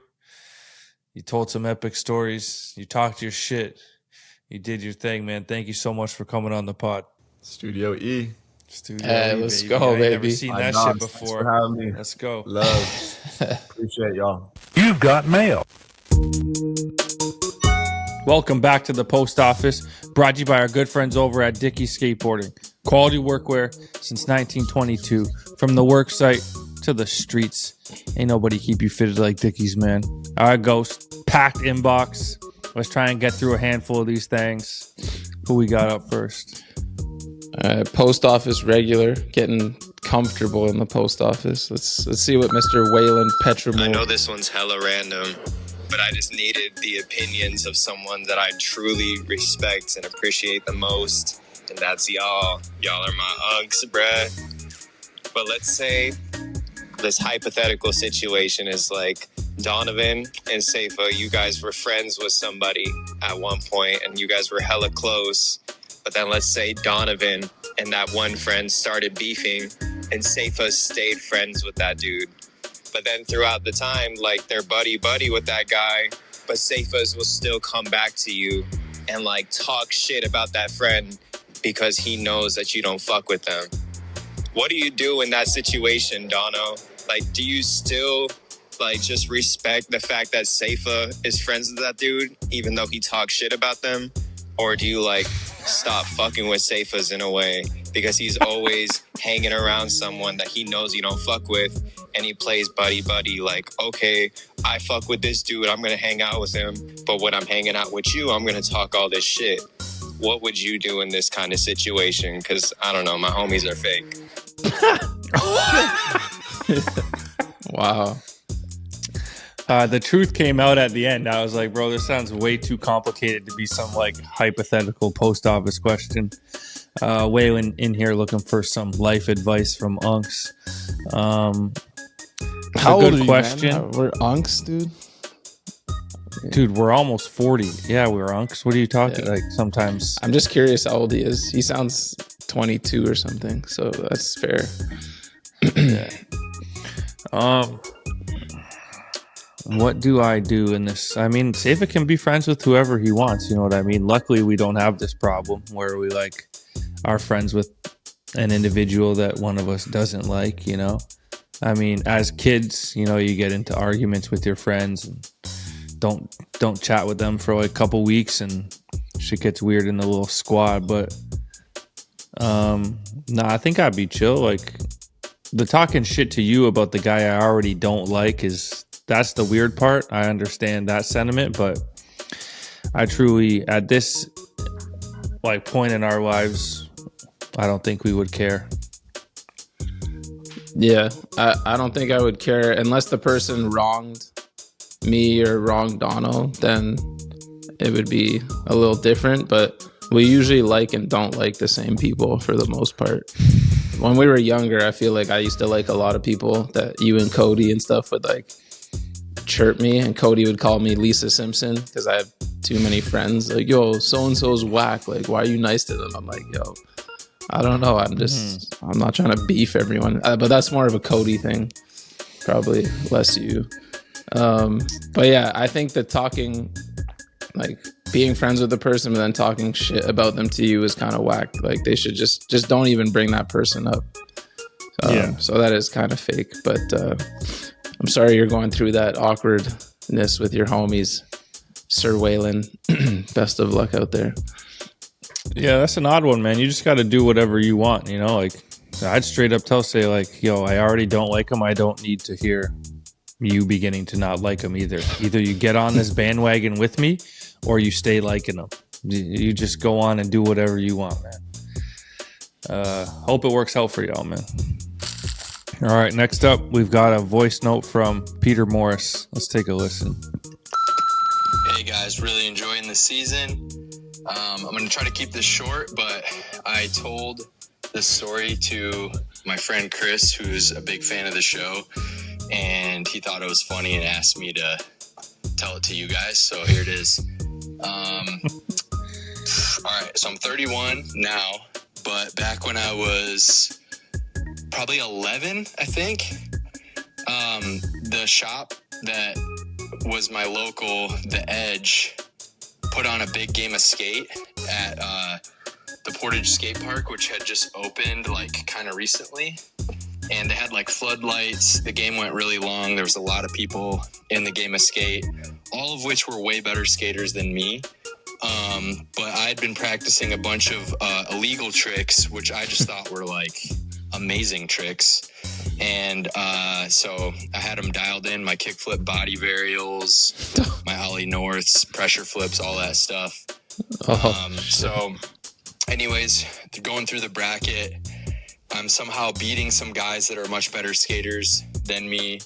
And the night's going on, it's getting long. It comes down to me and this kid, Zach Bauman, very sick skater. Love his skating to this day. But anyways, it's me versus him. He's a couple years older than me. He's like nose blunted the 10 stair at our local park. He's done a bunch of crazy stuff like that. You know, he's way out of my league. I've like ollied a 6 stair at this point and just skated a bunch of flat ground. But anyways, I'm playing him and it gets to T. I'd done like a bunch of illegal moves on him already. And then So he falls. It's my turn to set, and I do a switch ollie north. And he falls the first time. Second time he falls on it. Everyone's watching. Everybody starts to boo when I won. And I'm like, wait, what? I just won the whole thing. Like, come on, y'all. I don't understand. So they like give me my prize and shame. Give me the gift card to the shop and like some wheels and whatever. And the dude's like looking at the ground when he gives it to me. And I'm like, oh my gosh, I'm a kook. And I like went home and like didn't sleep that night. Like basically realized like, oh wait, the reason nobody does these tricks is because they don't like them. They're like almost not real tricks. And it like freaking changed my life. It's hilarious now to look back on, but yeah, dude, switch ollie north of pain. And so my friends still bring that up to this day. Like when I'm trying to figure out what trick to do on something, they're like, yo, how about switch ollie north? And it hurts, man, but it shaped me to who I am today. So I'm thankful for it. But anyways, yeah, there's my story of pain. Love you guys. Hope you have a great evening. Keep it up. Blessings. Bro, I mean, we usually don't let 3-minute voice notes just slide into the post office, but that was fucking epic, man. True villain story right there. Yeah, that was incredible. Thank you for sharing. No question needed. That was just a great time. And glad you learned from it. That's the most important thing. It is kind of harsh that a whole scene of skaters booed an 11-year-old. I get That's wicked, that was whack as hell, but that's crazy to boo a kid. Everyone else should have just stepped up and beat him. But you learn from it. That's all that matters. That was an amazing story. Thank you, dude. How can the kid not get a switch ollie north, man? Like, just switch ollie and figure it out, bro. You deserve to lose on switch ollie north if you can't figure a way to get a little air feet in 2 tries. Yeah, that's very true. Just do it like a shitty rocket switch ollie. Take your foot off somehow, some way. Dude, I'm so hyped you won that shit. That's awesome, dude. Proud of you. All right, next up, we got an email from Michael. Hey, Safe and Donald, this is Mike from Providence, Rhode Island. Long time, first time. I'll keep it swift with 2 questions. Who the hell creates the ad reads for CHPO brand? And 2, what's the longest battle you've had for a trick? I'm talking days, weeks, months of going back for the same shit or for some shit. Keep doing what you do. Thanks, guys. Oh, and shout out Civil Skate Shop. Ad reads. Ad reads are done by the owner of CHPO, Victor, absolute legend. Good friend of the show and of ours for probably like 8 years now. Something going on that, right? It's like an OG. We've gone through a lot of... man. Yeah, we've gone through a lot of different types of CHPO ads. We gave away boxes. We did movie quotes. We did product stuff. And now he's just said, fuck it, and let his creative side take over. And I think it's actually working out because they garner more attention now than they ever have. You know, it used to be an easy, like, skip 15 seconds on the pod or whatever it is a couple times, and now people are just like, what the hell is gonna happen here? You can't say that. No one skips ads, man. Come on, man. People just be buying CHPO when they hear it. Yeah, I skip our own ads. No. We watch all of them. But now it's a very successful ad, more successful than ever. We get hit up about it all the time, so I think he's doing a hell of a job. Longest battle. 2 come to mind, and it was just like an era, high school, end of high school, and I just remember this because it was like so many times going back in Ben's CRV, and what'd you have back then? I had a Kia. Well, great Kia. When we would just summer, I can't remember what year, maybe like 2004, 5, or 6, when we would just, go to all the spots. And I just remember there was like a month maybe where we would go to we would go to Blue or Double and Commerce 10 all the time, and I was trying switch tray the 10, and Ben was trying half cab, and then we would both bunt that, and then we would go to Blue or Double, and he would try half cab flip, and I would try switchback heel. And I just remember going back and forth so many nights, never coming really close. Actually, no, I came close to switchback heel, but it was just like, oh, like we're bored at night. This was before we started partying or anything like that. And it was like, oh, what are we going to do Saturday night? Just drive back and forth and jump down fucking sets all night. So those were two battles that never ended. Yeah.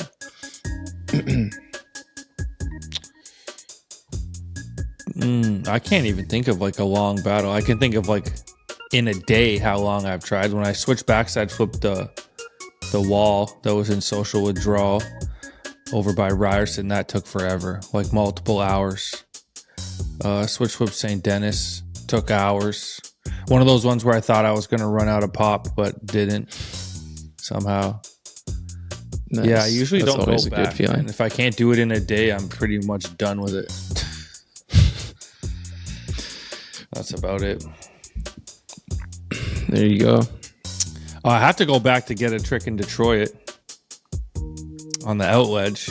So that one's pending. We'll see. Tried it for probably an hour and a bit last time we were there.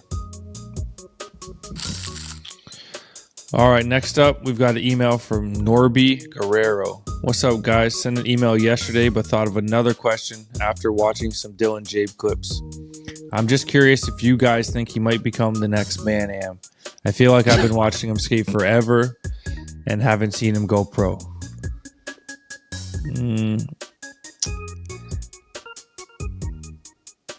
I don't think so. I think you'll see him go pro. I don't think you got to worry about that. Yeah, that's probably the last person you have to worry about becoming a Man-Am. He's one of the most popular skaters, most seen skaters right now, most followed. Like his talent's he's in a very small percentage of talent level. So they're probably just waiting for the right time. And I think Keo, I'm not going to try and say his whole name, but turned pro for Primitive. He was on before, I think. So like he got turned pro before when they did the AM video last year.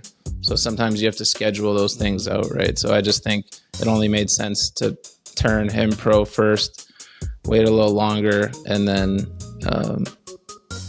when he goes pro, it's going to be very well deserved. And it's actually kind of sick that he isn't yet. It's kind of like old school. Like these days, everyone turns pro fucking so fast that it'll be a nice old school, well-earned occasion. All right. Very different now.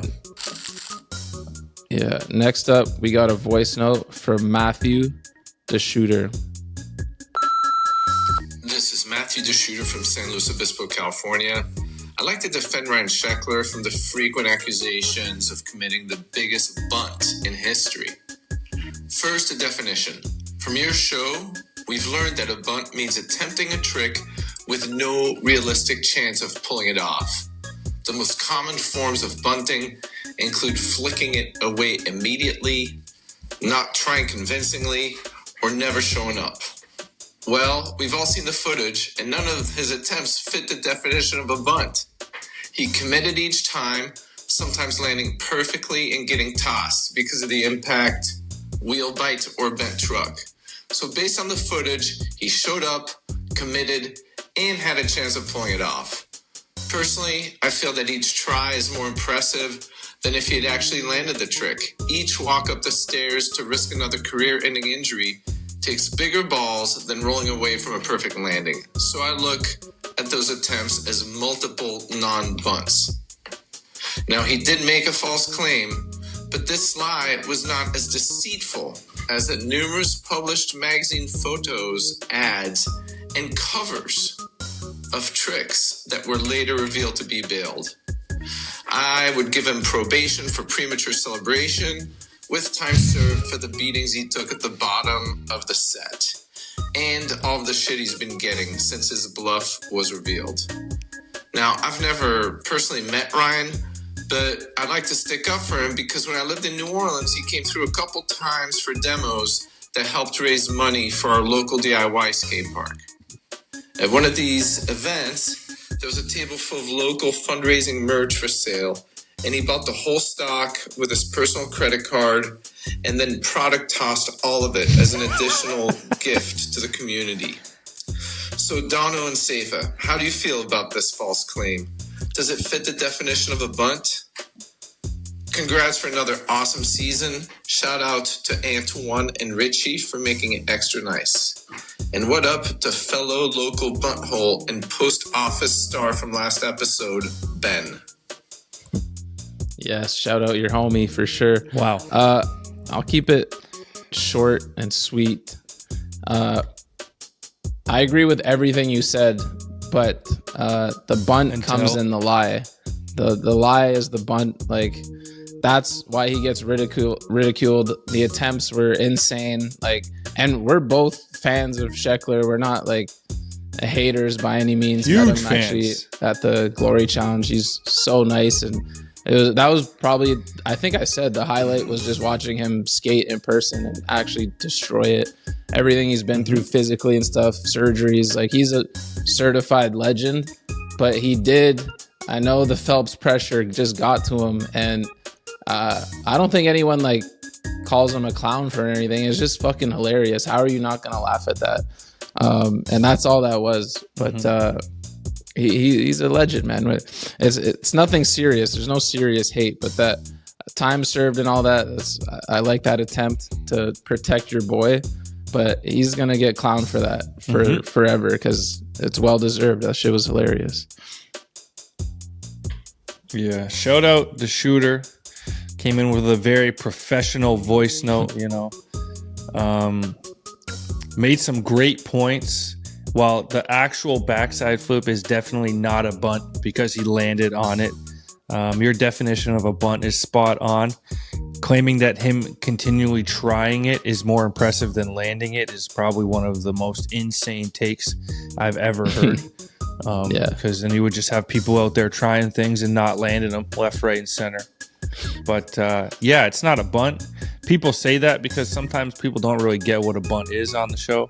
It's something that we grew up with, so that's why we're experts in this field. But it is one of the greatest lies told in skateboarding. So he'll never live that down. Time served or not, the time is a lifetime sentence is what he's been handed. There's nothing shorter. There's no getting out of this early. You can't do what he did. Photos, covers not landed, all that shit.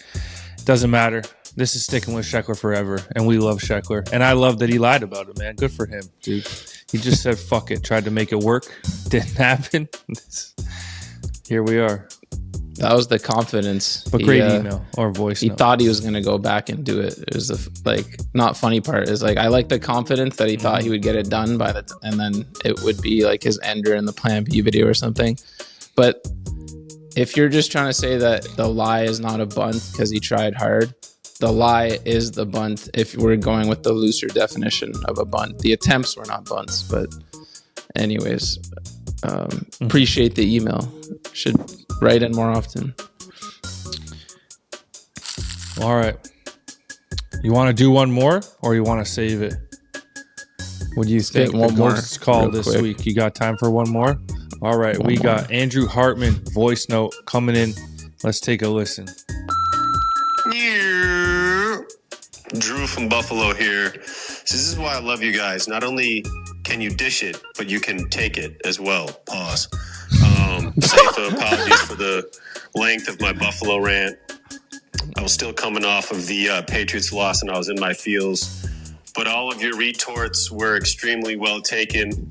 Appreciate you kicking it back to me. Especially your geography point. I'm kind of a fuck borders guy, to be honest myself. So thank you for the response. You know, it's all in good fun. That's the beauty of these sports alliances is we can talk shit, but it's all in good spirit. A question for you today, not on the Blue Jays. Go Blue Jays. Fucking big supporters down here. I hope Toronto can take the cake and beat the snot out of those hoity-toity, bougie-ass Dodgers. My question for you is, if you were at a spot and had to pick a walk-up song as you were trying a trick at a spot, what would it be? In honor of, at-bats, having to have one specific walk-up song all season. You're at a spot battling a trick. What is your walk-up song to the spot? Anyways, go Blue Jays, go Bills. We go ride the shit till the wheels fall off. Oh, by the way, I was at the gas station the other day, and who do I see pulling in? But it's Jake Donnelly in a white Benz. I love you, Jake. What up, boy? What? I fucking lock the doors and drive away. You see Jake rolling up on you, man. Epic voice note, man. Shout out Buffalo, dude. We coming back. Sunday, man. Let's fucking go, Chiefs. You dig? Now let's go Bills Mafia, baby. Now we righted the ship with that win over the Panthers. Back on track. Josh Allen, Patrick Mahomes showdown in Orchard Park, dude. Safa's going to leave his second NFL game of the year with a loss. It's going to be rough. No chance. Did you see Josh Allen trying to run around? I saw one of the memes the next day. It was like, he thinks he's Lamar Jackson. I was dying. It actually made me so happy just seeing him the last couple of weeks going back to his old ways. Like, just taking bad sacks, stress, turnovers, fucking. They obviously weren't going to lose that game, but he didn't play great. Okay, we're in overtime here. Quick walk-up Was there a question? Song. Oh, yeah, walk-up song. Yeah, we had to pick them. We had them for the baseball game for Rowan's Van Shoe. One of the funnest days ever when we played the baseball game. And we had to pick walkout songs, but I can't remember what the fuck they were now. Do you? I always do Stone Cold, where it's like kick through the door and the glass shatters and it's Stone Cold. You gotta go with the WWF. Yeah. Fuck. I think I had some. That's for the homie who wanted you to sing last week. Yeah. I can't remember. You had what an song insane request. I remember you wanted a song, but like a certain 15 seconds of the song. Yeah. And I remember Bob was like, I don't know if the DJ can handle this request. Yeah, fuck. I actually can't remember what it was. It was a gig song, I'm pretty sure. But walkout song now, dude. I'm sorry, I'm blanking. But let's just say this. Might have been this one.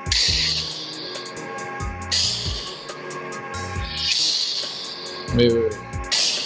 When I walk out, right here.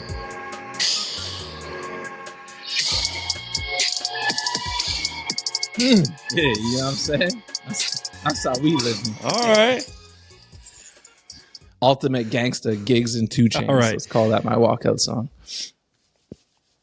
Love it. Get your emails, voice notes, videos, everything into the buntlive@gmail.com. We are quickly coming up on the end of the season, man. So get your questions in.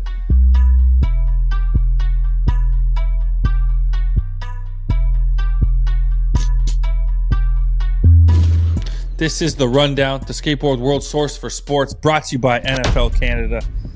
Each week, we spark this shit off with what I'm thinking is one of the greatest additions to The Rundown in a long time.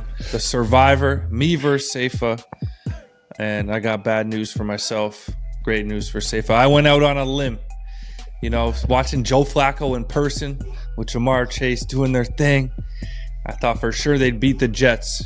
But then you remember just how bad that defense is, and anything can happen. And they lost like an absolute joke. So I took my first L. Bengals couldn't get the job done against the New York Jets. Safa did his thing. He took the Indianapolis Colts, and the best team in the league right now.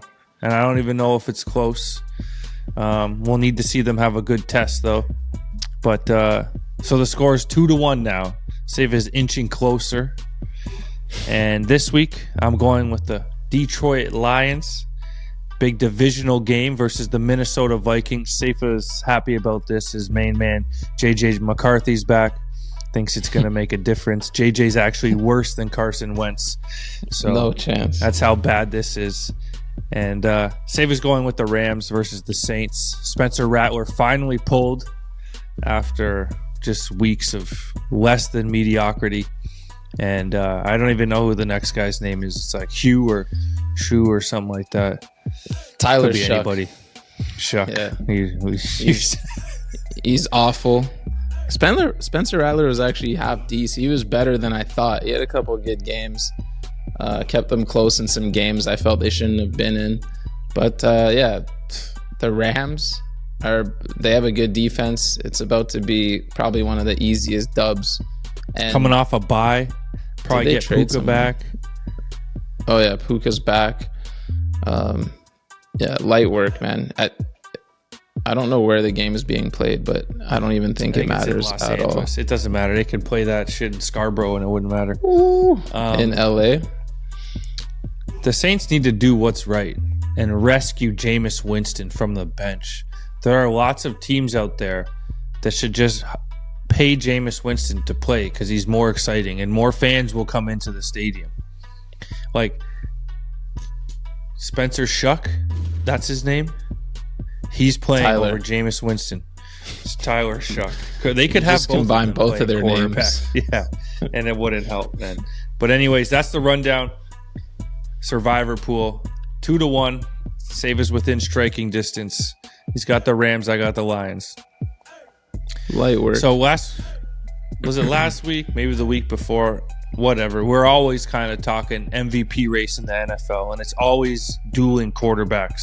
I think Baker was our pick for a little bit, having an excellent season. Daniel Jones, potentially the front runner, but I don't think that it's possible to hand Daniel Jones an MVP trophy. I just don't think they'll do it. If Mahomes goes on a run like he's been on the last couple weeks, it's possible he gets another one. Josh Allen stumbling. Maybe Drake may, or maybe, just maybe, this is the year it's not a quarterback. And Jonathan Taylor gets the MVP award. Possible? Right now, if the season ended right now, I wouldn't be mad if it was JT. But we all know how this goes and the beat down that their bodies take. He's on like a 30 touchdown pace, which I just don't think is happening. Unfortunately, I would love to see a running back win it or just a non-quarterback. It's been quarterbacks the entire time I've been watching football, I'm pretty sure. And yeah, you need like the best quarterbacks to have an okay season, and then like a receiver or a running back or defensive player to play out of their mind for 17 weeks. It's just a tough ask, but JT's making it look easy. So maybe that O-line keeps doing what they're doing. That would be pretty epic. Although it would suck because it would mean that me and you probably don't win any fantasy championships because neither of us have any JT. And if he's putting up 30 a week, good luck to anyone playing against JT. Dude, the beauty of this run he's on is usually you would think that they're getting 25, 30 rushing, 35 rushing attempts a game. He's gone over 20 twice. Well, He's living in the 18 to 17 range. Yesterday, he had 12 rushing attempts and got 153 yards. He's actually somewhat resting while he's on this run. And he's got the perfect time for a bye, week 11, later in the season. If no quarterback steps up and takes this is the year. I mean, they should have gave it to Cooper Kupp when he had his historic run a couple years back, whenever that was, breaking all the records. Christian McCaffrey probably should have had it a year or two when he was on his incredible pace. But if no quarterback goes crazy, and I think it's possible that Mahomes could win it again because it's that wide open. But I say you give it to Jonathan Taylor. yeah, right now, I wouldn't be mad at that at all. So we talk a lot about offense. We're fantasy football players. We love offense. But this year in the NFL, we are seeing some of the worst defense of all time. We've got Dallas. We got the Bengals. You got Pittsburgh, which one of the most costly defenses, and they're god-awful. They can't stop anyone. Darius Slay and Jalen Ramsey. they couldn't stop me and you. Who has the worst defense in the NFL? That's tough. It's got to be, honestly, the Cowboys had a couple weeks where they looked competent defensively, which was impressive because you're like, okay, if they play even just like average defense, they should be dominant because the offense is pretty damn good. But I got to give it to the Bengals, man. Like, the Jets were 0-7 pulling up, and all of a sudden Justin Fields was literally gonna lose his job, crying in a closet. Tyrod Taylor's knee got hurt. So like, Tyrod has the worst luck with that shit, with the punctured lung and all that. Poor guy. But Justin Fields was about to lose his job. He got revived basically, and now Aaron Glenn saying he's kept the job for after their bye and shit. Brees Hall had no touchdowns all season. And then he rushed the worst for team two in the and league. fucking threw a touchdown. Like, that tells you everything insane. you need to know. We watched Jamar Chase get a career high 16 receptions right in front of our face. Like, that defense is just an embarrassment. So that's my pick. Yeah, Cincinnati is, outside of Chase Brown, T. Higgins, Jamar Chase, and Joe Burrow, the worst football team. The offensive line, the defensive line. But what did he? He's not even doing anything. Usually, like, he can like sometimes mask some of this, but even this year, like, he's not helping. The whole team. I don't even know how that coach is still there. Of all the coaches, he needs to go. The management needs to figure it out, because they are going to waste Jamar and Joe in their prime. I mean, they're already wasting Joe. He's getting hurt left, right, and center. You give a guy however many million it is, 500 million, probably something like that, and you can't protect him. It's crazy, man. They don't even got golf carts to drive the injured players back to the room there. They're saving money. So it's pathetic. This is the first week in, like, I don't know, in a long time that you don't have any Pittsburgh paraphernalia on. Is it because you're pissed with your team, or what? Give us the status of your Pittsburgh Steelers, man. Is hope dwindling and reality setting in? The crazy thing is, I heard the betting odds on the Ravens to win the division actually are better now. Like, I think they're favored to win the division, I'm pretty sure. Like, it's longer odds for the Steelers to hold on, because I think as Lamar comes back Thursday, they got the win. Huge game. Shout out to Snoop Huntley for holding it down for this must-win week against the fucking disgraceful Bears. But Lamar's back, and I think a bunch of their defensive players are back. So the Ravens, although it's a narrow margin for error, they're about to cook now, and I think they got Miami on Thursday, so that should be a beatdown. Although one-eyed Tua looked pretty good. We'll see. Oh, man, the NFL is the place where you just cannot count on anything. You think something is a sure shot. Like, you see Joe Flacco doing his thing against what you thought was the steel curtain, and then they lose to the Jets. Anything is possible. The Dolphins could go on a run here. Like, you can't predict this shit.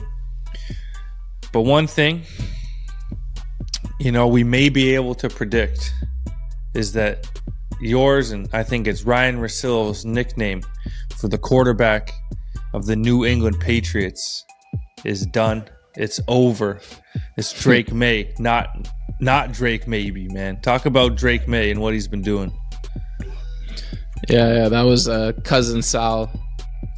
That was his nickname that I heard on Bill Simmons' pod, their Monday podcast. One of my favorite things to listen to, recapping the week or the weekend. But dude, it's crazy. I think he's the most accurate QB in the league on throws over 20 yards right now.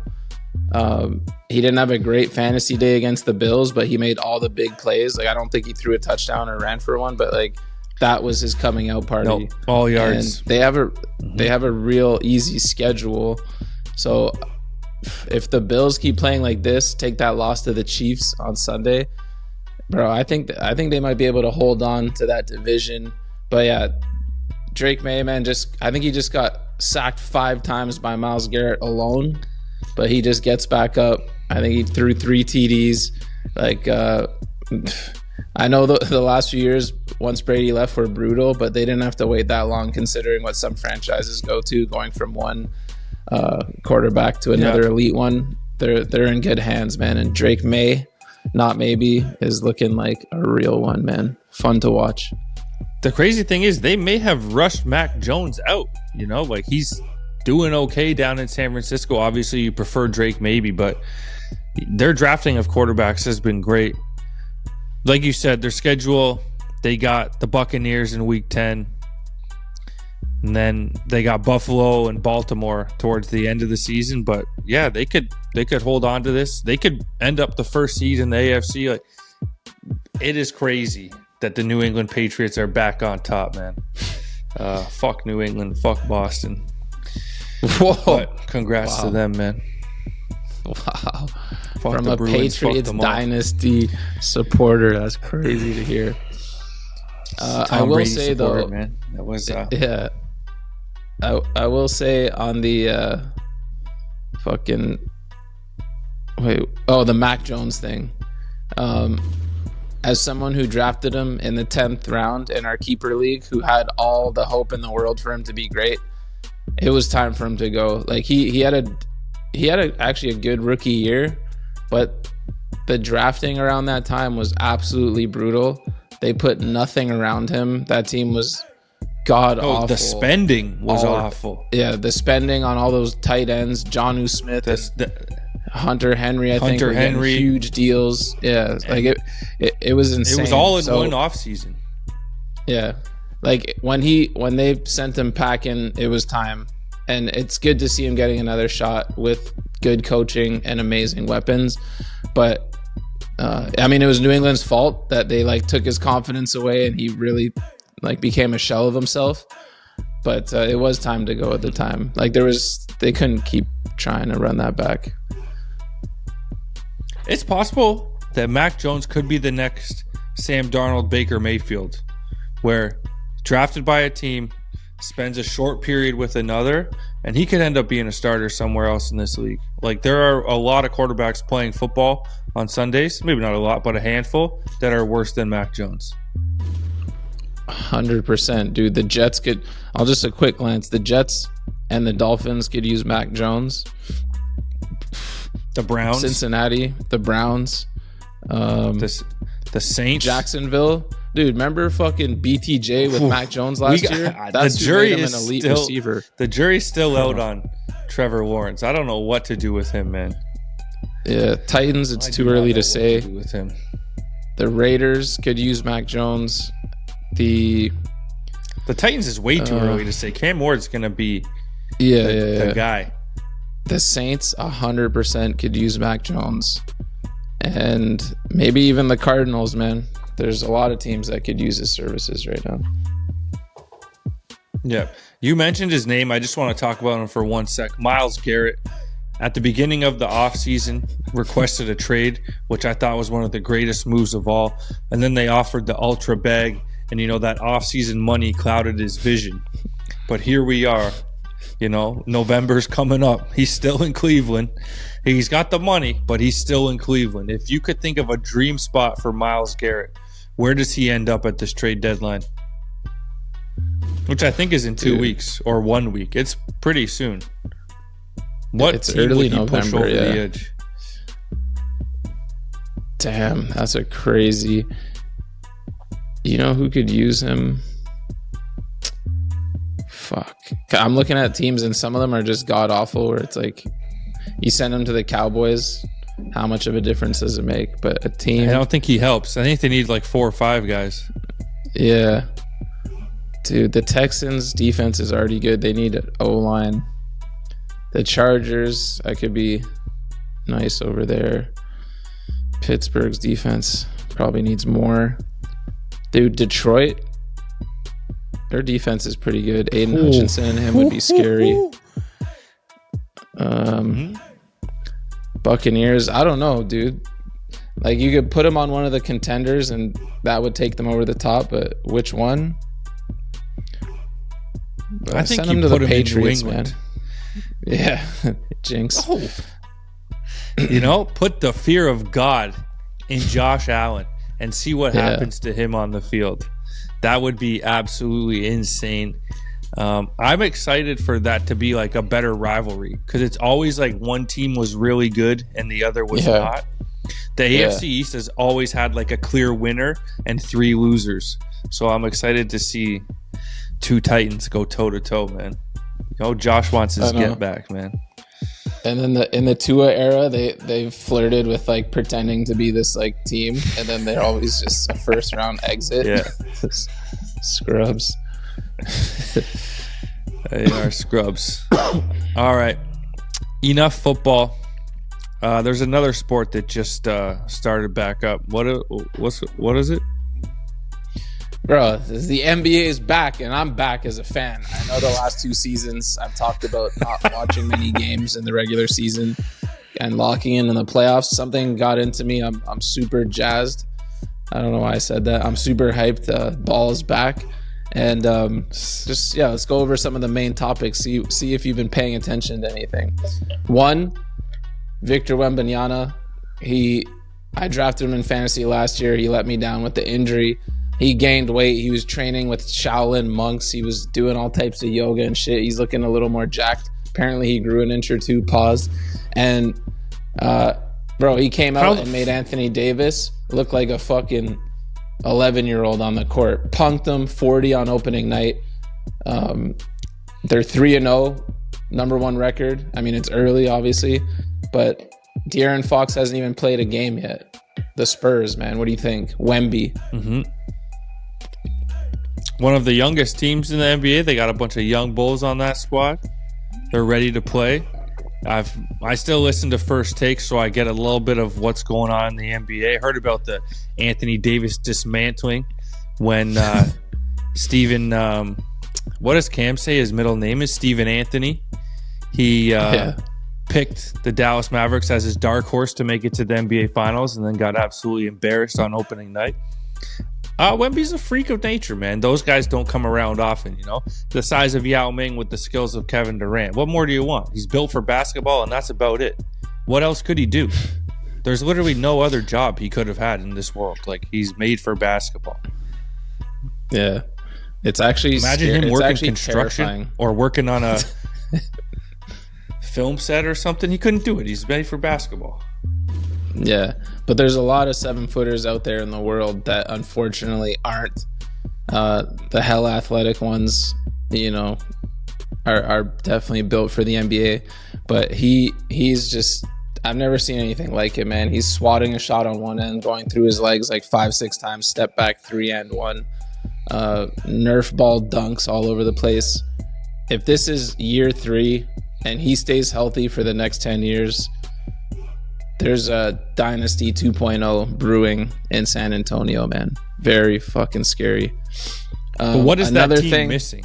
What are they missing? What do they need to have?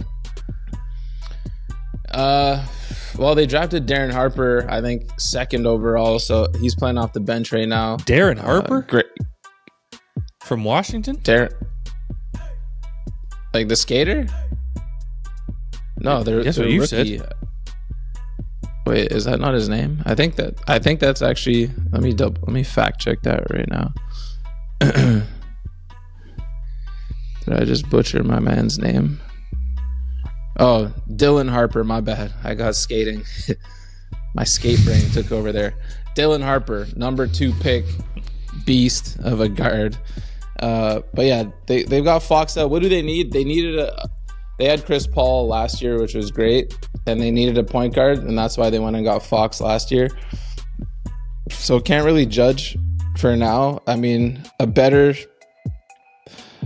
fucking 3 guard than Harrison Barnes would probably be good, but they want that veteran presence for now. I don't know what they need. It's so early, and they're looking pretty good, but a proper backup center. They've got Bismack right now. But they might be all right, man. Like, ask me that question and like after 30 games, and I'll have a better answer for you. But right now, they're looking scary, and Wemby's a one-man wrecking crew. Well, one thing I do know about the NBA is that this is the year. The path is there for the New York Knicks to walk straight to the NBA Finals. There's no real competition. You know, Tatum's got his injury. Halliburton's got his injury. The Bucks have been a little wonky in years past. I guess the Cavaliers, is that right? They're the next best. It's going to be 1-2 Knicks Cavaliers. Yeah, that's no question. That should be it. Those Cavaliers can't come into MSG. We'll see. The other dark horse in the East is, well, not much of a dark horse, but the Pistons. They're off to a strange start, 2-1. Haven't been playing as high level, I think, as they ended last year. And then another team that I quickly want to mention that's 2-0 right now, the Philadelphia 76ers. I said I was done believing or having hope for Embiid and Paul George. But the funny thing is, Embiid's been playing 20 minutes a game, but it hasn't been the Embiid show. It's been Tyrese Maxey, 40 ball to start the year. But I don't know if you heard about this kid, DJ Edgecombe, or is it VJ? Bro, my brain is tripping. I think it's VJ. I just heard him on First Take, but I heard it's a good. Yeah. No, he's a beast. He's from, I can't remember which island. Like one of those crazy stories, making it to the NBA. They drafted him 3rd overall, I believe. And, bro, he dropped 34 points in his first NBA game. I think that was the second most by a rookie in NBA history. I drafted him with my last pick in the fantasy basketball league that you used to be in. And I just drafted him because he's a defensive guy. I'm like, oh, this is going to be my little secret, like 3 steals a game guy. Fucking dropped 34 points and 5 threes. VJ Edgecombe, Tyrese Maxey, fuck the old heads. Whatever Embiid and Paul George give you is a bonus. But if they stay healthy, they might actually be a problem. I mean, I would love to see the Sixers do well. They deserve it. They're long overdue. And I've always been a fan of Paul George.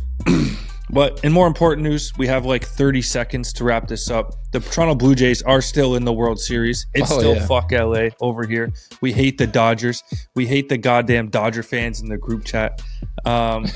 Game 1 went down, young Bull Savage got off to a little bit of a wonky start, but the bats did their thing. Addison Barger with the biggest grand slam, the first pinch hit grand slam in World Series history, a straight ass whooping. And then Game 2 comes out. Dodgers hit us with their Japanese secret weapon, Yoshi Yamamoto. Luckily, he can't pitch every game. Game 3 going down tonight, Monday. Massive game. It's back in LA. We need the win. Our old head, Max Scherzer, going up against Tyler Glasnow. Ghost is a massive baseball fan right now. I mean, who isn't? It's the World Series. We need this win, man. We have to beat LA. Bro, that was Game 2 fucking sucked, but Game 1 I changed the channel by accident right on when the Grand Slam happened. I was devastated because I was trying to unfreeze the channel, but I forgot to press come back, and I came back and it was 9-2. I was livid because you wait all game for a moment like that, or you wait a lifetime for a moment like that, I should say. And can't wait for Game 3. I'm a little nervous now. The group chat, bro, I was dying laughing, and I actually stopped chirping because in 2016 when the Cavs were fucking winning Game 7, I think I've told this story. I was watching the game at a hotel in Montreal with Will Marshall and a bunch of homies, and they were all just rooting against me, even though they didn't really know what was going on. They just loved to see me suffering. And when I was chirping the group chat, Jake started going off on me. I was like, fuck, I'm being Will Marshall to me back in the day, so I'm gonna pump the brakes. It means a lot more to these guys. But I died when he was dropping, when you chirp someone and drop the name, it's like you're actually angry. And his last text was, dude, just shut the fuck up. Shut the fuck up, Safa. Hey, Jake, love you. He was not happy. Game 3, let's get it tonight. Go Jays.